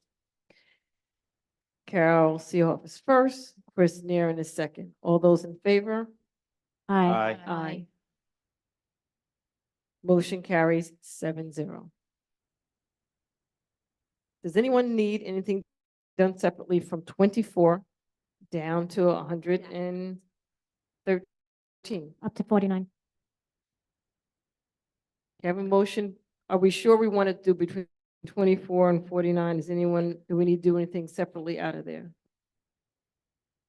Do we need to do anything separately? No. Have a motion for agenda item 3B24 to 49. Motion. Second. Winnie Canestro is first, Carol Seehoff is second. Any questions regarding these agenda items? No. Hearing and seeing none, all those in favor? Aye. Aye, motion carries 7-0. Can I have a motion, can I go from 3B50 down to 113, or anyone needs to be done separately? Up to 52. Have a motion for 3B50 to 3B52. Motion. Second. Wendy Canestro is first. Megan is second. Any questions regarding these agenda items? Yes. As volunteer coaches, I would like to know if they are required to have CPR training and DASA training.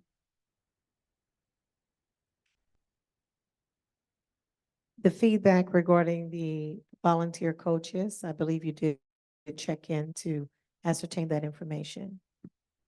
I did, but I want to No, ask. no, it not publicly. you, trustee Canestra. Oh, okay. Dr. Wade, I'm Oh, sorry. I'm So sorry. the answer Okay. to that is yes. They have They- CPR training. And what about DASSA? They training? have DASSA training, school violence, child abuse, and first aid. Great, thank you. Can I do 53 through 113 We together? didn't vote on Oh, that. I'm sorry. All those in favor? Aye. Aye. Aye, motion carries 7-0. Anyone need anything done separately from 53 to 1 through 3? 53 to 85.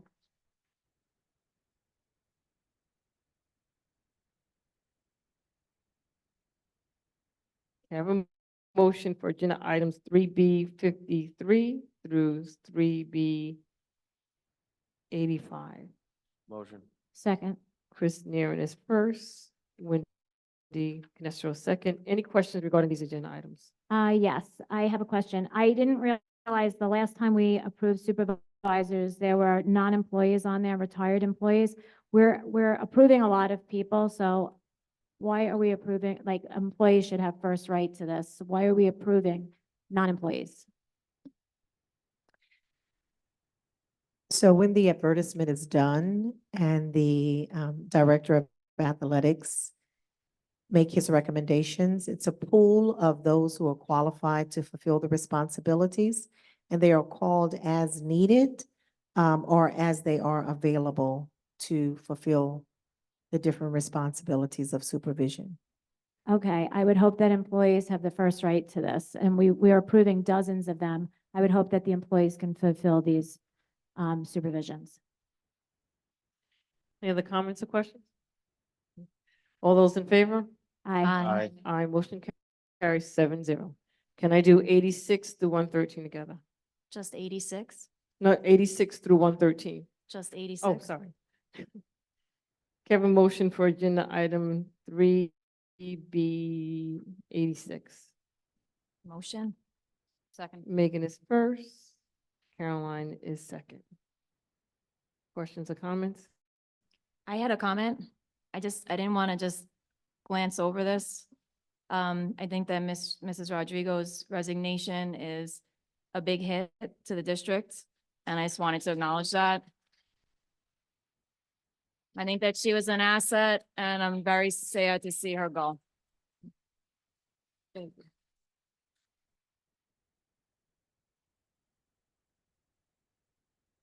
Any other comments in regards to this? All those in favor? Aye. Aye. Motion carries 7-0. Can I do 3B 87 through 113 altogether? Sure. 101? 101. Can I do 3B 87 to 3B Motion. 113 altogether? Motion, yes. Right. Second. Caroline Fanning is first. Carol Seehoff is second. Any questions or comments regarding this? I these have a items? question. 94, will that nurse be at Northwest? This leave replacement? Dr. Yes. Okay, thank you. Any other questions or comments regarding these items? No. All those in favor? Aye. Aye. Aye. Motion carries 7-0. Can I do agenda items 3C1 through 3C6 together? Why not 7? Because I have to do individual roll call. Okay. Can I have a motion for 3C1 through 3C6? So moved. Carol Seoff was first, Leslie Kretz is second. Any questions regarding these agenda items? I just wanted to bring up something with number 3. It's been brought to my attention that there's inconsistencies and for availability on certain food items for the kids, the elementary level compared to the middle school and the high school. That there's, I'm just passing it on. Maybe you could look into this, that there's not as much fresh fruit for the elementary. They're not being offered the yoga parve, some expired food or food that doesn't look well. And I just want to bring that to administration's attention, please. Thank you. Thank you. Your mic is dead. I barely.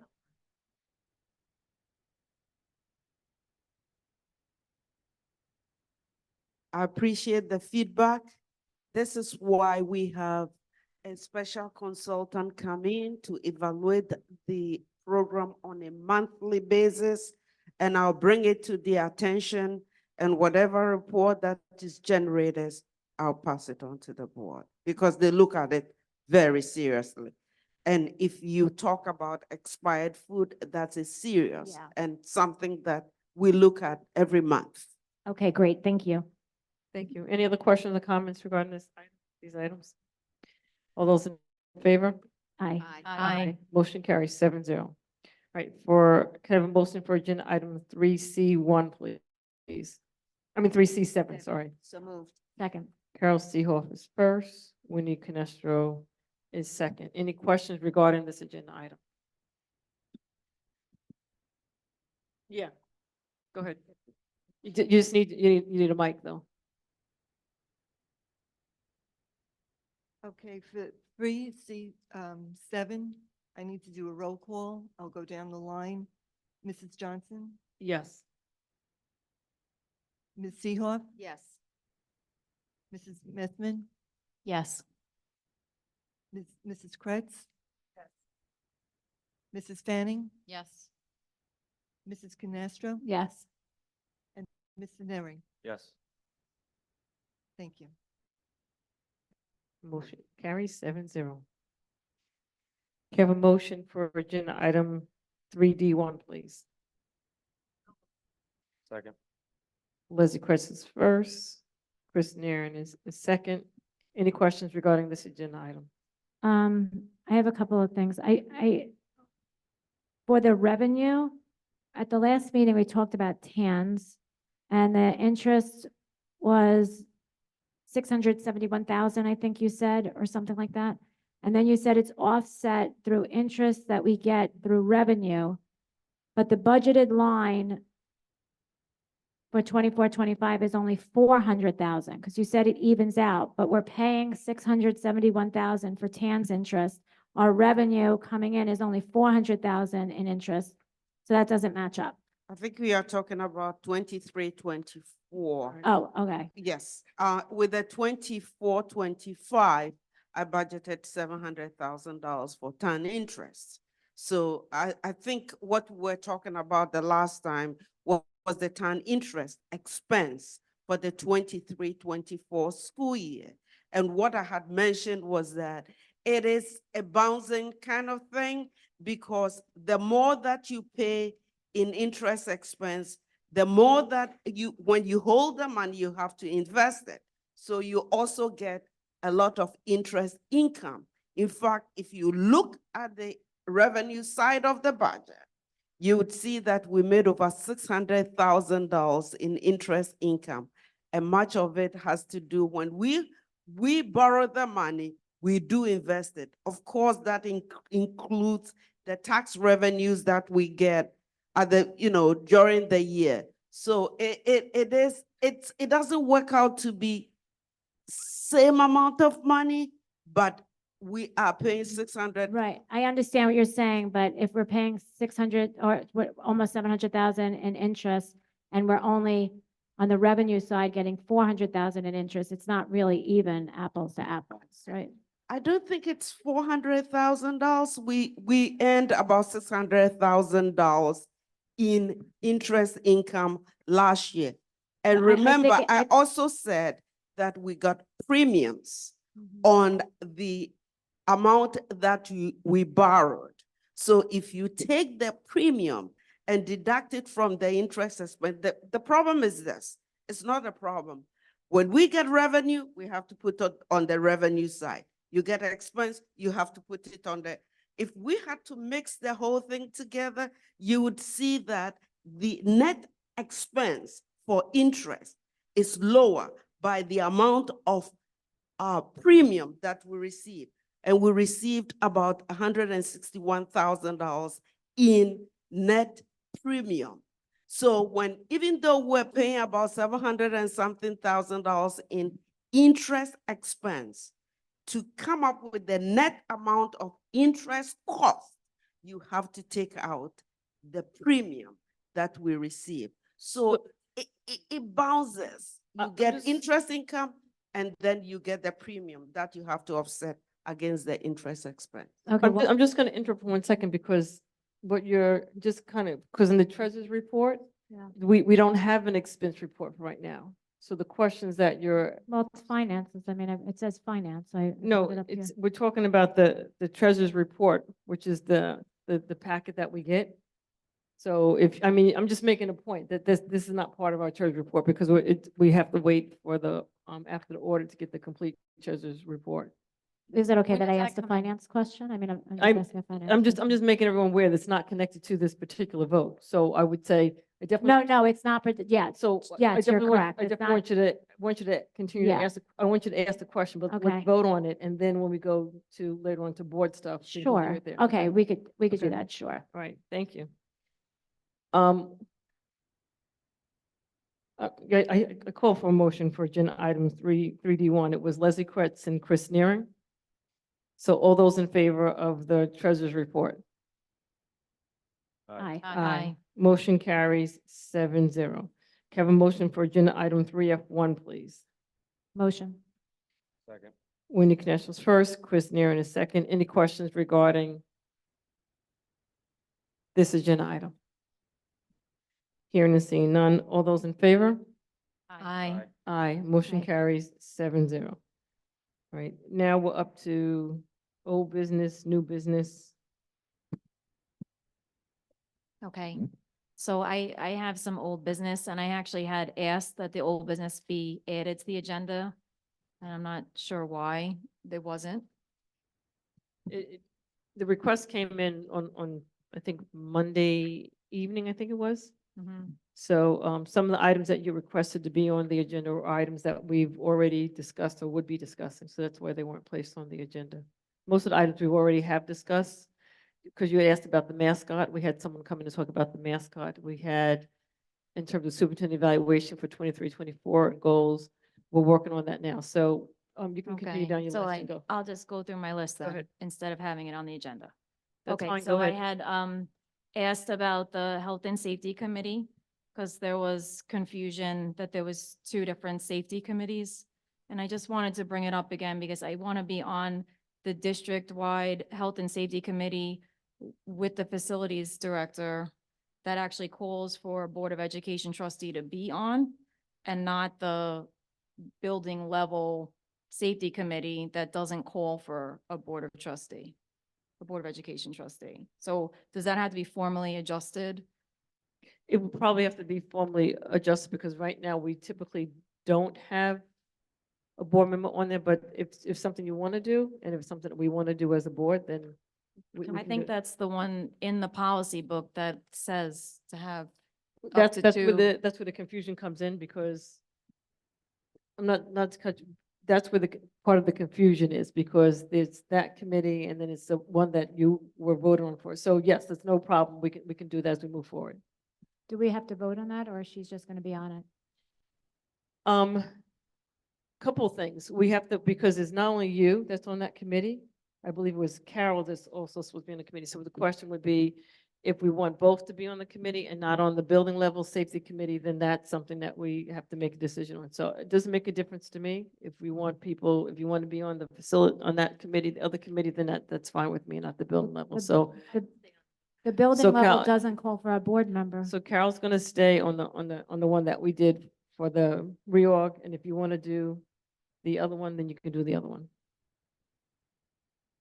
So everyone okay with? Yeah, except for the building level doesn't call for a board member. Right now, the way that we have had it, it has called for a board member to be on that committee. It's not in the policy that it calls for a board member. So I'm saying to you, We're going to ignore the policy. so in the past, we've always had a board member on this particular committee. I understand you're saying that. You said So we can always policy, adjust the committee. the policy is one of your priorities, but now we're just going to ignore the policy? So It's like, Wendy, if we want to adjust the policy, we can adjust the policy. It's not a big deal. We can adjust the policy to add someone to be on the building level safety committee if that's what we want to do. Right now, it was voted on at the reorg. We can leave it there, and then we can always adjust it on the policy. So we're not going to drop someone off until we adjust the policy because we already voted on it. Does Okay, it say that she can't be on that No, it committee? doesn't. So then I don't see what the problem is Right. if we're continuing to be on the committee. Right. Right. Go ahead, Megan. We had talked about the culvert project and having Mr. Galena be the contact with New York State DOT. Yeah, Mr. Sheen was going to follow up on that and give us feedback in terms of, because he was going to reach out with, John, with the culvert project at the high school. There was, so Dr. Talbot has an update. Thank you. So Mr. Galena has reached out. We have all spoken to Mr. Ron Kudler. He is checking his calendar to see which date in September he would be available to come and meet with the board regarding the DOT project. He has made contact with Principal Cardone in preparation to meet with the Health and Safety Committee at the high school to address concerns that may be centered around parking and the flow of traffic. It appears that we are still some ways off in terms of the work actually beginning. So we're in a really good place to prepare for what's coming. Okay, thank you for that update. I had asked to keep Northwest Elementary on the old business and Northwest or Northeast? I'm sorry, Northeast Elementary on the old business because we do not currently have a plan we're still operating in a deficit. So I just wanted to keep it on so that we can continue to get updates as they may come about, just like that culvert project update just came about. And I'm sure, go ahead, Dr. Talbot. So in terms of Northeast, Principal Collins and Mr. Frazier, along with Ms. Buatsi, are meeting around the 4410. As we had stated previously, it appears that the 4410 will not yield the anticipated revenue that we would like. However, it would allow us to serve some students who may fit the eligibility criteria for those programs. Mr. Frazier or Ms. Buatsi, do you have any additional details you'd like to add? Yeah, we had scheduled a meeting yesterday, but we couldn't get together. But we are planning to meet with Ms. Collins, Dr. Collins, within a few days. We will reschedule it for next week to go over the application, what she has done so far, and where we are with it, and where we are in the entire process. And we'll report back to the board. And also to get a sense of how many students she's talking about who need services in order to do an analysis to determine the cost and the equivalent revenues that would be generated from that.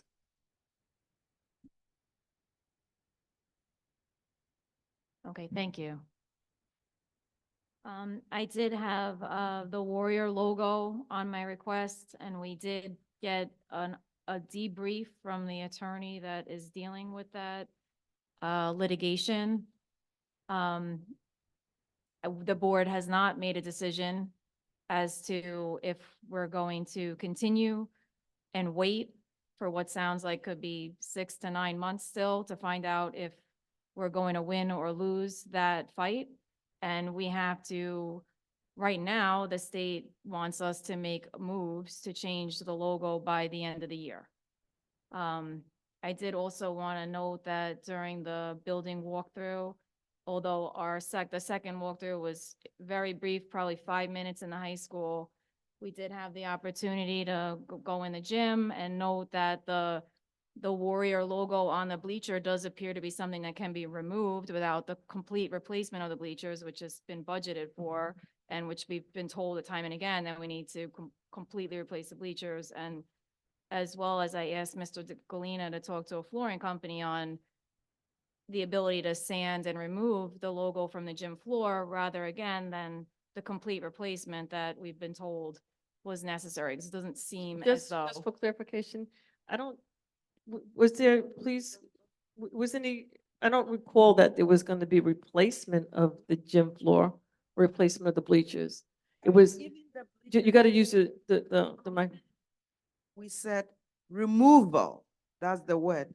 We use the word removal. We did not say we are going to completely replace the bleachers at the high school. just removal of the imagery from the floor and from the bleachers. The floor was different. I mean, Mr. Galena said yesterday that he was thinking to replace the floor, so No, not. he said, He said that he wasn't sure, that he's not a flooring expert, and he would have to get advisement on if there was enough of the flooring to just strip that top layer off.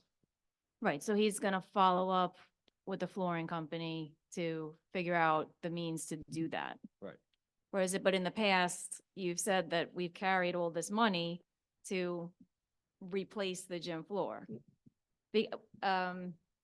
No. Donaldson stood at the podium at the last meeting flipping out that why couldn't we just sand the gym floor and refinish it? And nobody said that that wasn't the plan.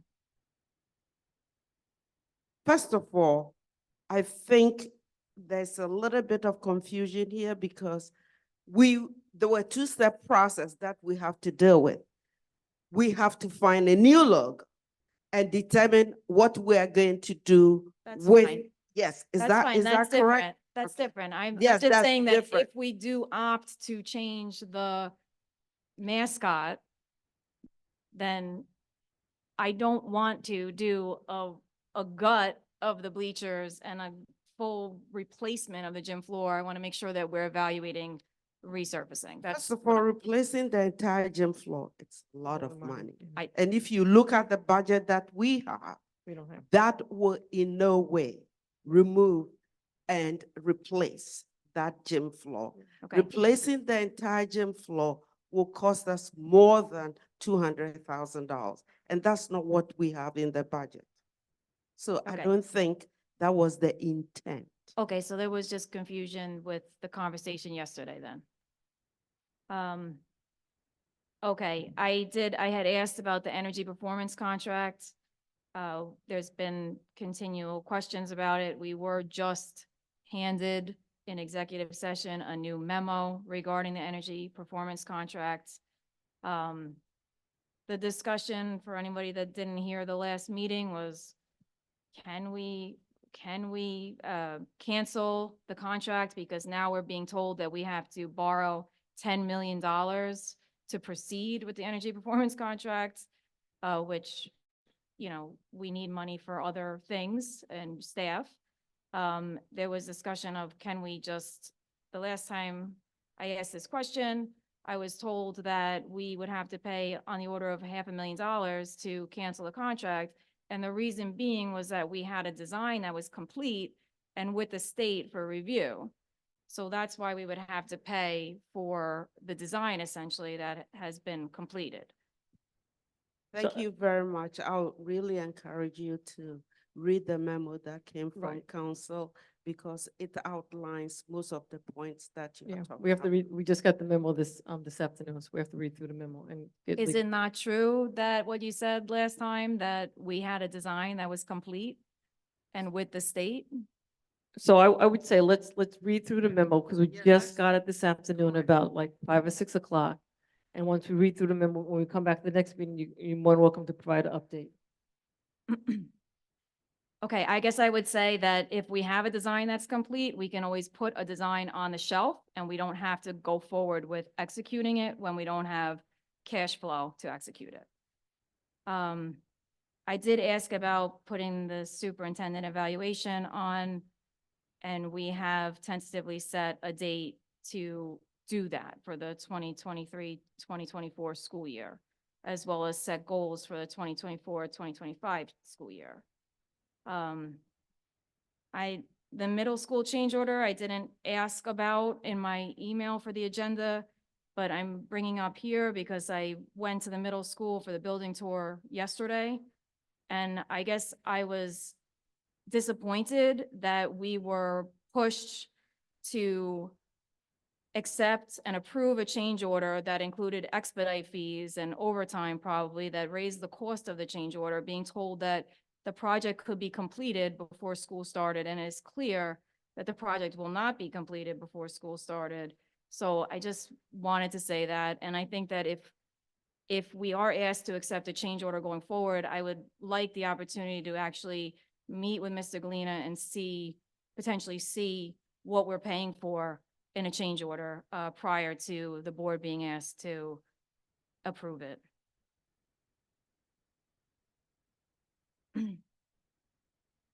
And the reason it's not gonna be done is because there's not even gas service set up, but the National Grid isn't even there. Another thing, I guess, is the RFPs for the law firms. This is something that was hot off the presses this afternoon, that apparently we are going out for RFP for, which is policy to go every 3 years, for the district's attorney. And there was a law firm that indicated that they weren't alerted or contacted to participate in the RFP process. I would add to that, I spoke with a lawyer from that firm who assured me that we should have gotten about like half a dozen proposals and we only got 3. So I think we should go back out and allow more time to make sure that all the competing law firms have the RFP, can submit proposals, so we have more choice in the matter.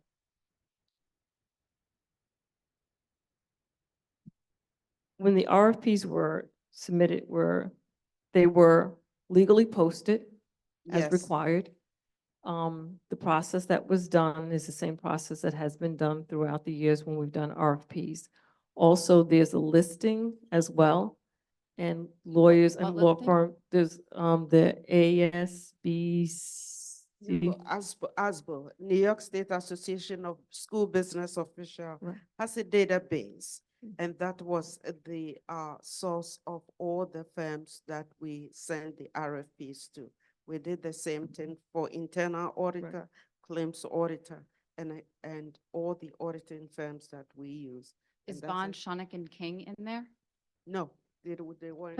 But they're one of the top, top known law firms. I had asked for 3 other law firms if they were sent RFPs. These are the top known law firms, the biggest law firms. I mean, to be proactive, I feel like this is like a cleanup year. And like, if we want to do things right and we want to, I think there should be an extension on the RFPs. I don't know if we're going to have to extend counsel further for it, but I would support extending it to get these other firms to submit their RFPs for our review. Personally, I'm not in support of extending the RFPs. I feel like the process has been done fairly. The process has not been different than what it has been in the past for internal, external auditors, claims auditor, or legal. We've sent information out, we got information back. Even in past years, we've gotten maybe 4 or 5 people who have responded to our RFPs in previous times. So I'm comfortable with responses that we have gotten back, and I'm not in support of going back out again. So we have 3 people who want to go back out. I'm not too sure if other people want to go back out again. I don't know that it's go back out, but it was a request for an extension of time, particularly for that firm that expressed interest. So like I said, for me, I'm not in support of it. It's up to everyone else. If there's 4 people want to go and extend it, then we can extend it, go back out again. Maybe you could do a roll call. That's what I'm going for. So, Caroline, do you want to extend Yes. this will just be for legal, not for the internal, external auditors? Or Yes, for I would like an everything? extension.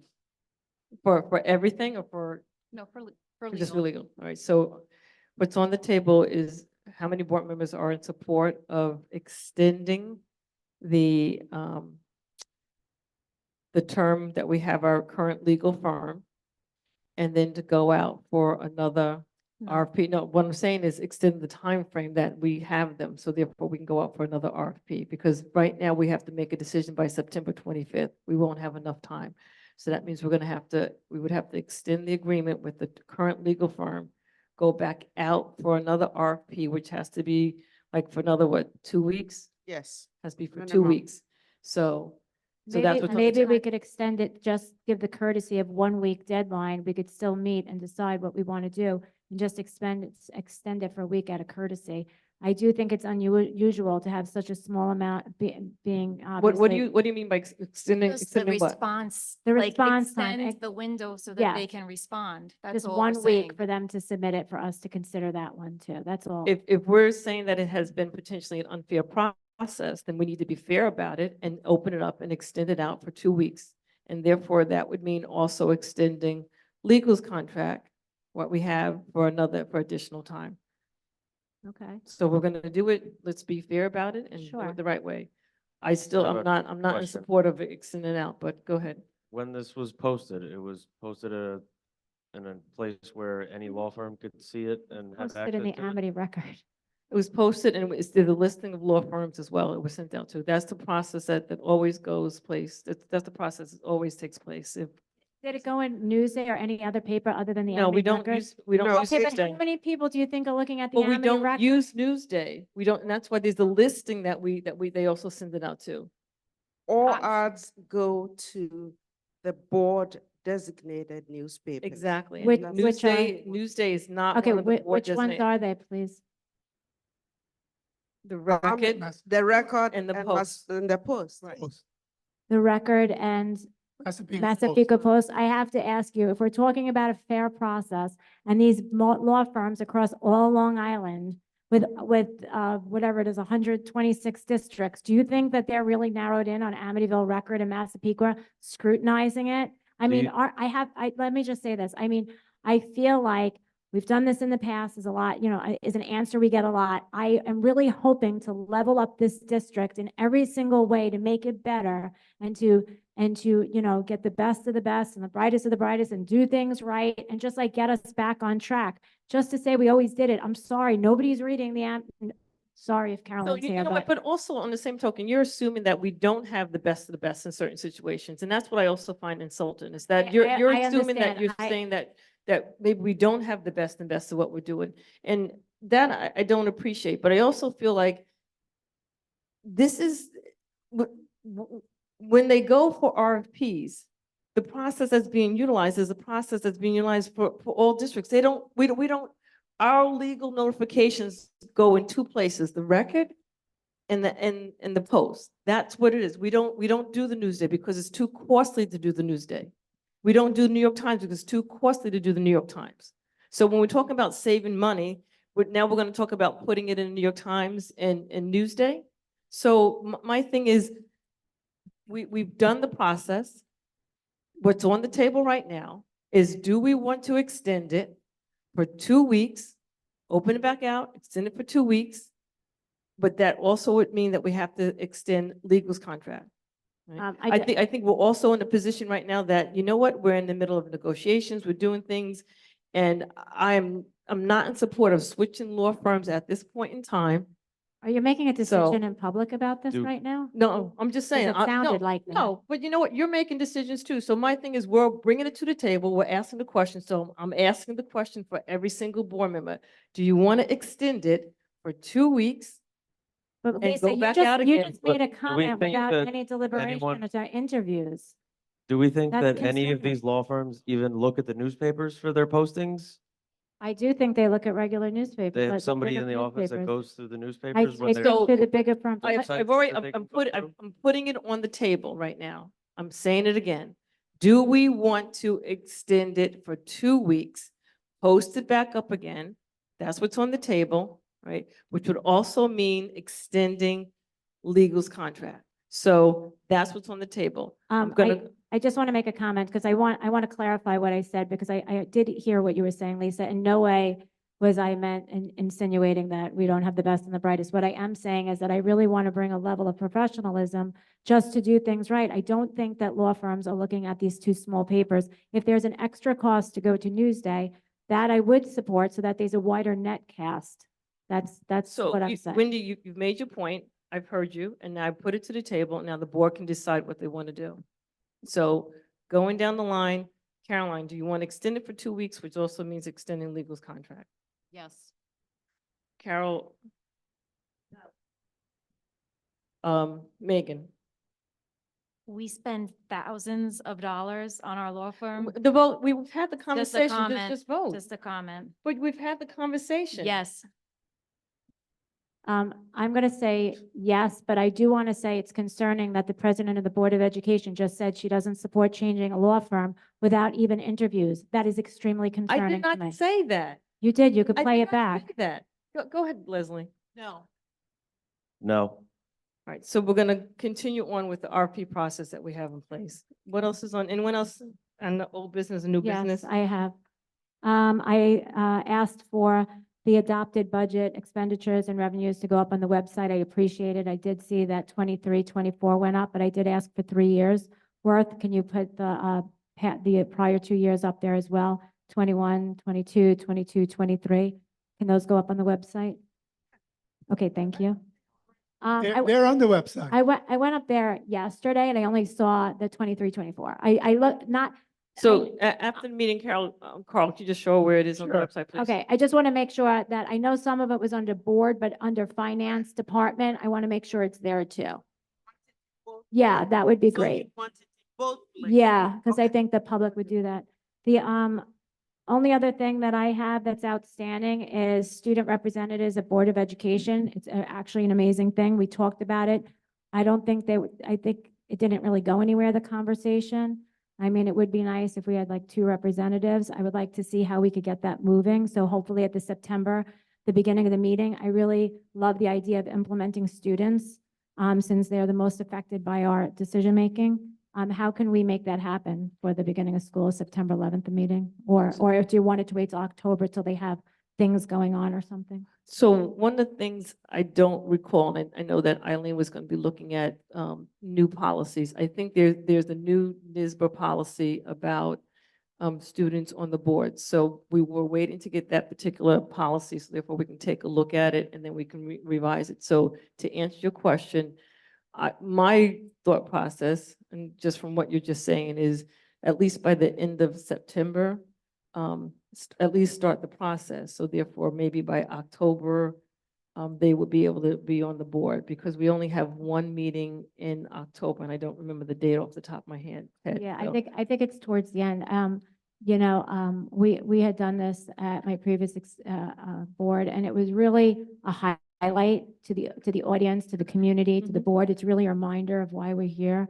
These meetings run very late. It's still about 10 o'clock. So, we did allow them to leave after some of this, but I think it would really be uplifting to everybody to see the kids and just remind us why we're here. Any other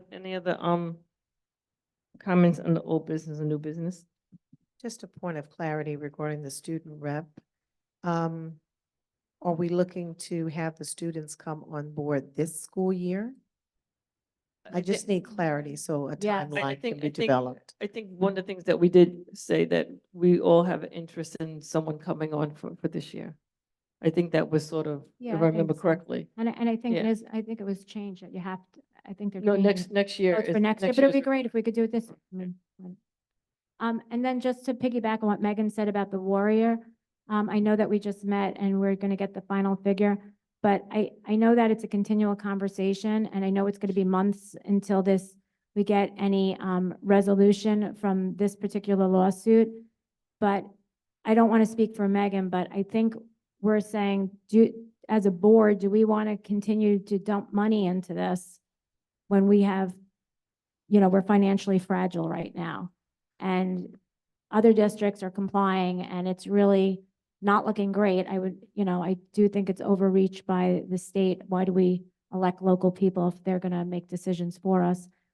Nonetheless, we're still in a position that we're kind of dumping money into this. So at some point, if it's tonight or if it's at the next meeting, at least to have a roll call or a vote, do we want to continue with it or not? Because there's some board members that keep bringing it up and it doesn't, let's just have a decision about it if we want to move forward or not.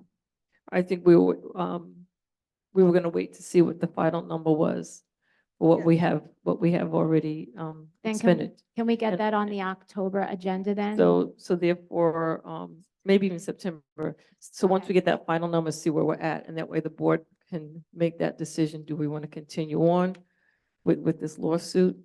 Because being that we got the update, or do we want to stop? Okay, thank you. Any other old business, new business? All right, community input. I'm moving forward now to community input regarding non-board agenda items. So Eileen, so if you can just start the. Gotcha. Thank you. Good evening, Nakia Wolf, ATA President, 100 Avalon Court, Melville. This is not really part of what it is that I came up here for, but I just wanted to get some clarification and also give some. First and foremost, am I to understand that all of the building level leaders have been approved? They all have been approved? Yes. Okay, so this seems to be something that continues to be a point of discussion. So I think that the easiest way to clear this up is we had building level leaders, grade level leaders, and department chairs. So when we got to a point where it is that the building level leaders, even though they came in during a point in time where it is that we had grant money, what it is that happened was that there was a conversation between the ATA and district leadership as to what is it that we were going to do when that time period came. We saw that in every single building, whether from Northeast all the way up to and including the high school, we had some grade level leaders who only were responsible for one grade. So whatever it is that they were making, and I'll just take like Park Avenue for example, Park Avenue had a grade level leader for math and they had a grade level leader for ELA per grade, right? So each person had a stipend attached to it, which is actually more than it would cost for one building level leader for the entire building. So now instead of having multiple grade level leaders for every grade, now we have a building level leader who is responsible for the whole building. So in addition to the articulation piece that happens per grade, not just in terms of per building, in terms of the articulation pieces that happen per grade, in terms of having grade level meetings where third, fourth, and fifth actually are able to talk about what are some things that the next grade needs and what it is that's missing. That is what it is that the building level leaders do. So we're taking out the grade level leaders and replacing that with building level leaders. So that's actually at a reduced cost. You have less people who it is that's doing that job. Yes, the stipend has increased, but comparatively to what it is that you would have been spending if you have one on each and every grade level, it is a significant reduction in that cost. Now that it is that we do not have department chairs, there is going to be, instead of reinstituting grade level leaders in the secondary level, we are going to have building level leaders that will be similar to, but of course with district level department chairs, they did not teach a full schedule. So we actually are taking on more in order to realize a savings for the district while also enhancing articulation across grades. So part of this piece where it is that the board kind of like votes on certain things before, and then you have community or you have input on board agenda items before you actually start voting, I think is very difficult because I wasn't going to interrupt. Sorry. So that's that for that.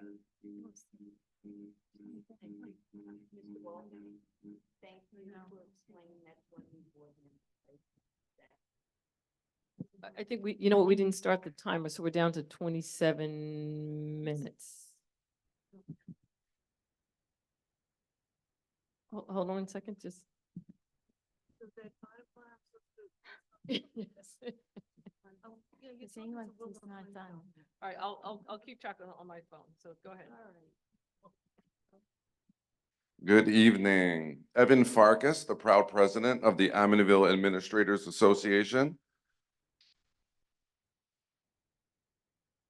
First off, I have to give a shout out to the Amityville administrators who have done amazing work this summer despite all the obstacles and reduced staff to really lay out the foundation for the start of school, giving 10 to 12 plus hour days like today going on 15 hours. And your work is so inspiring. You do incredible work, and I really am inspired by the love that you have for your students and staff. So I thank you very much.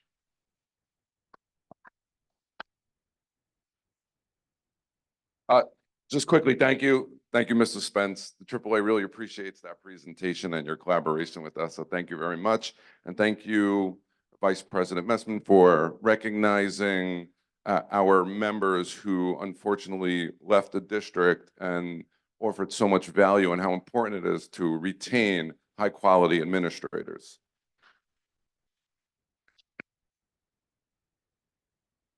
I want to give a special shout out to our entire teaching staff who continue to show up and show out throughout the school year for their students. But today, they showed up in solidarity with sentiments of feeling undervalued.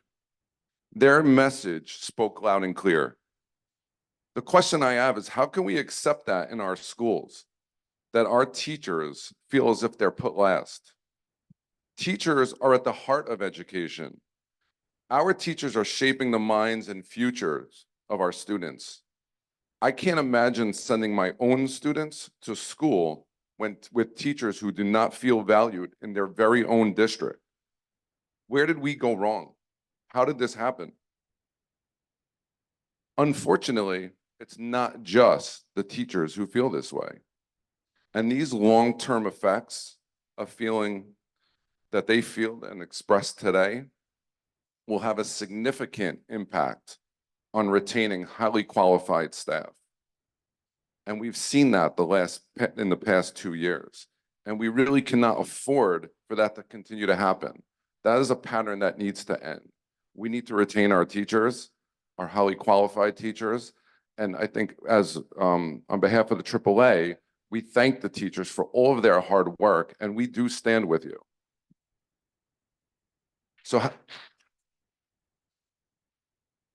So how do we change this culture? How do we change the culture? It seems as if all we're doing is we're putting the financial crisis as the focal point of every decision. Let's start settling contracts. Let's settle the teacher's contract. Let's settle the AAA contract. And finally, let's recognize our staff's worth. They at least deserve that at the bare minimum. Thank you very much.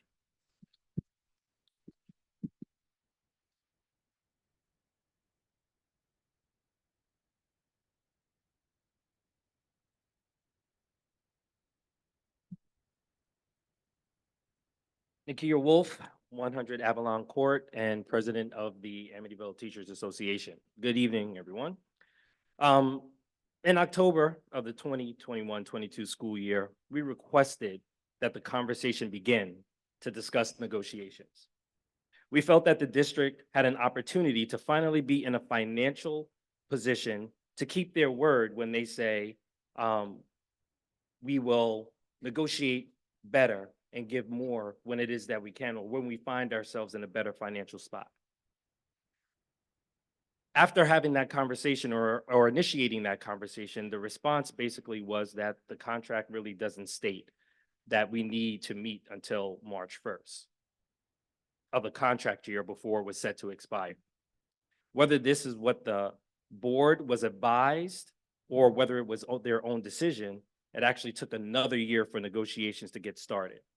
Unfortunately, by then, much of the financial damage had already taken root. During that time, we were presented with insulting offers while being told that the board was only looking to address issues that attracted teachers, which only would have addressed the initial steps of our contract. That would be an unfortunate mistake because we had already just come out of a phase years ago where people used Amityville as a stepping stone. Back when it is that our contracts were actually competitive, people would come here, our initial salaries, and then move on to other districts as their salaries ended up getting bigger and larger over time, spending less time in the profession. I think that it is absolutely ridiculous that someone could say that our contract is comparable to others. I don't actually know where it is that that documentation has come from, but I know that we have provided documentation that competitive doesn't mean that I can work in one district and get a top salary at 10 years, as opposed to working in another district for 30 years to get somewhere close to that same top salary. We were told that the district has limited financial resources after we had finally gotten to a point where it is that we felt that an agreement was close. I don't understand how it is that we find ourselves in a position where we have to sit and wait for next time. As we were sitting and waiting for next time, during the period of time when we actually initiated these conversations, the district had received an unprecedented amount of money. Instead of putting aside some of those funds to say, let's negotiate with our teachers, if you truly believe that it is that you have an understanding of where we sit, we wouldn't have been in the situation that it is that we are now. Instead, all the money is gone and we have nothing to show for it. You can finish. Stay, You can finish. Go ahead. stay. Sure.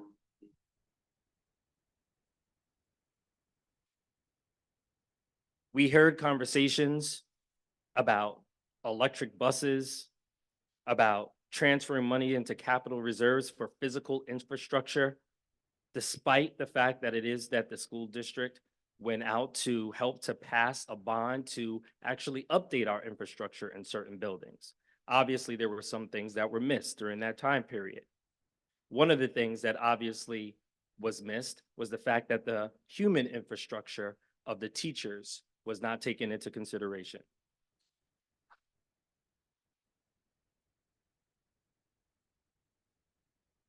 Recently, in our most recent negotiations, we've had conversations about how it is that despite the fact that we can't be made competitive in terms of what the district can offer, we want you to give back so that you can essentially fund the raises that it is that you would potentially get.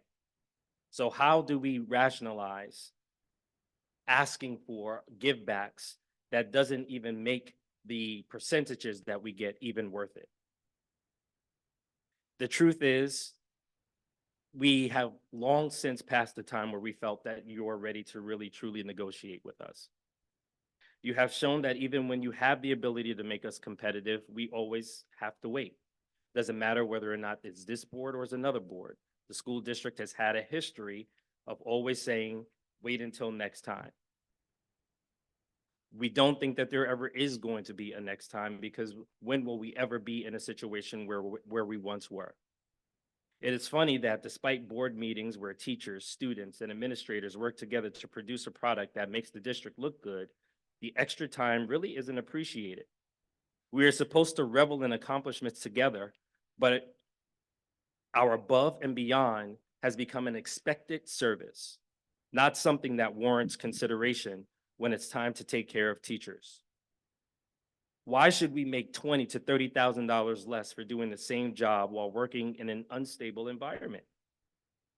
Teachers hired here in the last 10 to 15 years have likely had almost an equal amount of leadership changes. Not to mention that many left due to mass accessing and those who left prior for better salaries. You say that you value us, but your actions do not align.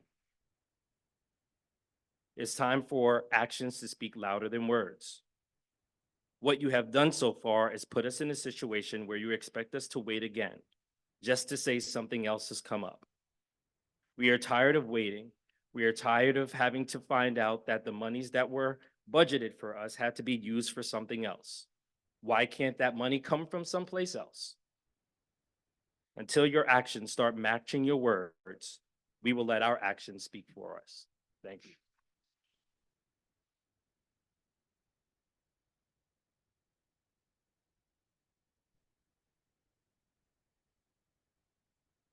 Matt Grice, 85 Krug Road.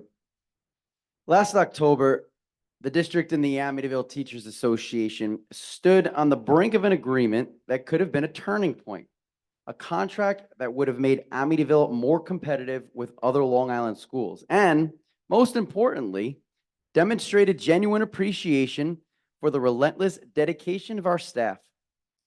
This was not just about words, it was about action, about showing that the tireless work we do every day to support the students of this community truly matters.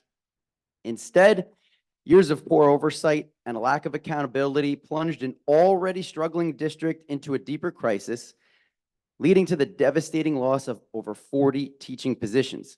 Yet, when the school budget passed, we held on to hope that we could start rebuilding together. We met with the district on May 23rd to reignite negotiations, reassured that reaching a deal was a priority. But despite our repeated efforts to return to the table, it wasn't until August 19th that we finally received a counteroffer. And that optimism we had quickly shattered. We were told bluntly that the district is not interested in improving health insurance for retirees, not interested in valuing our unused sick days as an incentive for earlier retirement, and that there's no money available unless we agree to significant givebacks that would essentially erase any potential raise. Here's what we don't understand. Infrastructure has always been a priority for this district, and somehow the money needed is always found. When safety and functionality demand it, when aesthetics are at stake, when consultants with hefty daily fees are called in, the money's found.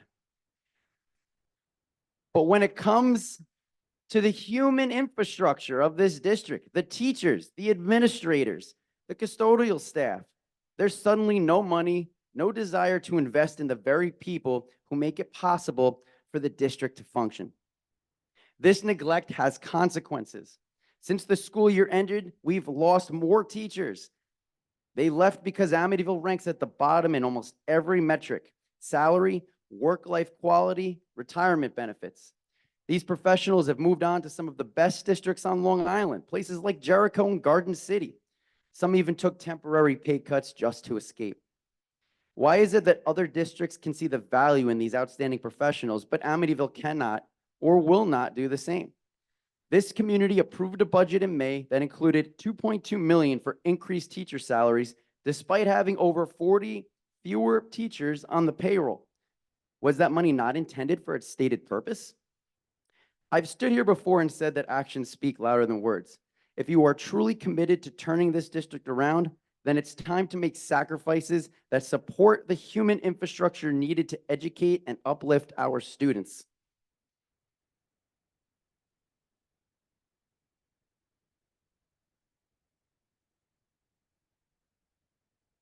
If that isn't a priority, then by all means, continue on your current path.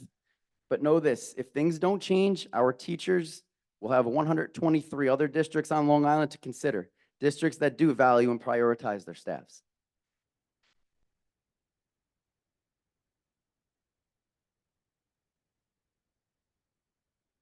Good evening, Francis O'Brien, 684 Bohemia Parkway.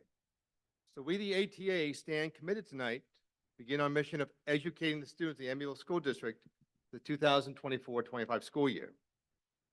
Unfortunately, under the support of the community, we stand alone. We continue to hear of the financial struggles of the district. We hear reports, see spreadsheets, sit through presentations. Yet you forget these errors play out in the lives of our members and the students of Amityville. You speak the number of teachers who were excess due to the financial crisis created by the district. We live it in our members who are now out of work, looking for jobs, trying to find ways to pay their bills as we start the new school year. We, the ATA members, will live it every day in the classroom with larger class sizes. Yes, your charts showed an average, but looking at my rosters today, in middle school, 7th grade, I will have a class of 26 7th graders. Another class will be 25. That is much higher than the average you were showing. Yes, some classes are smaller, but again, that's going to be a challenge. And research has shown that larger class sizes are a detriment to student learning. In addition, our members will be tasked to cover the classes that do not have teachers. I believe, as you said, there are about 5 open positions right now. That makes 25 periods every day in this district has to be covered by other teachers. This will lead to additional stress and burnout of our members. On top of which, many of our members work second jobs to make up for the low salary scale offered by Amityville. Gone is the summer of 2024, which provided an opportunity to lay the groundwork for a successful year.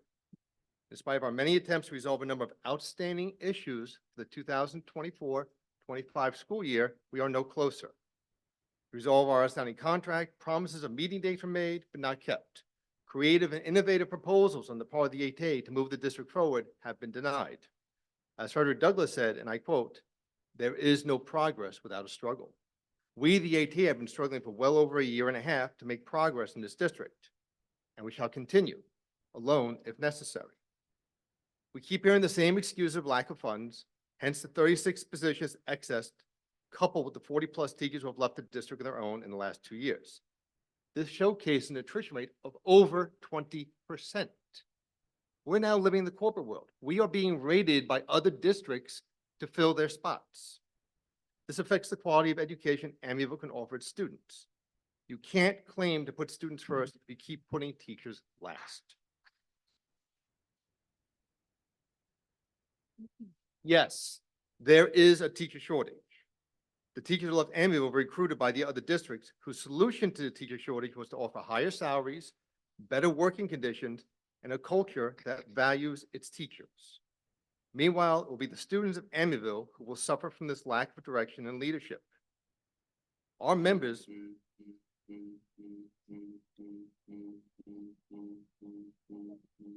I know, that's okay, I can wait. Our members will continue to focus on their mission to educate the students of Amityville, but at what cost? This past June marked my 20th year as a teacher in Amityville. The district saw fit to give me a pin to commemorate this milestone. My fellow teachers and I don't need pins.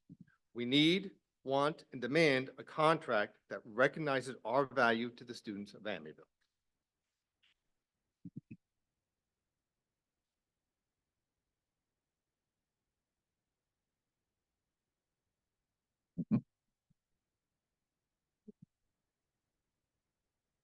Before I say anything, any other community input on non-agenda items?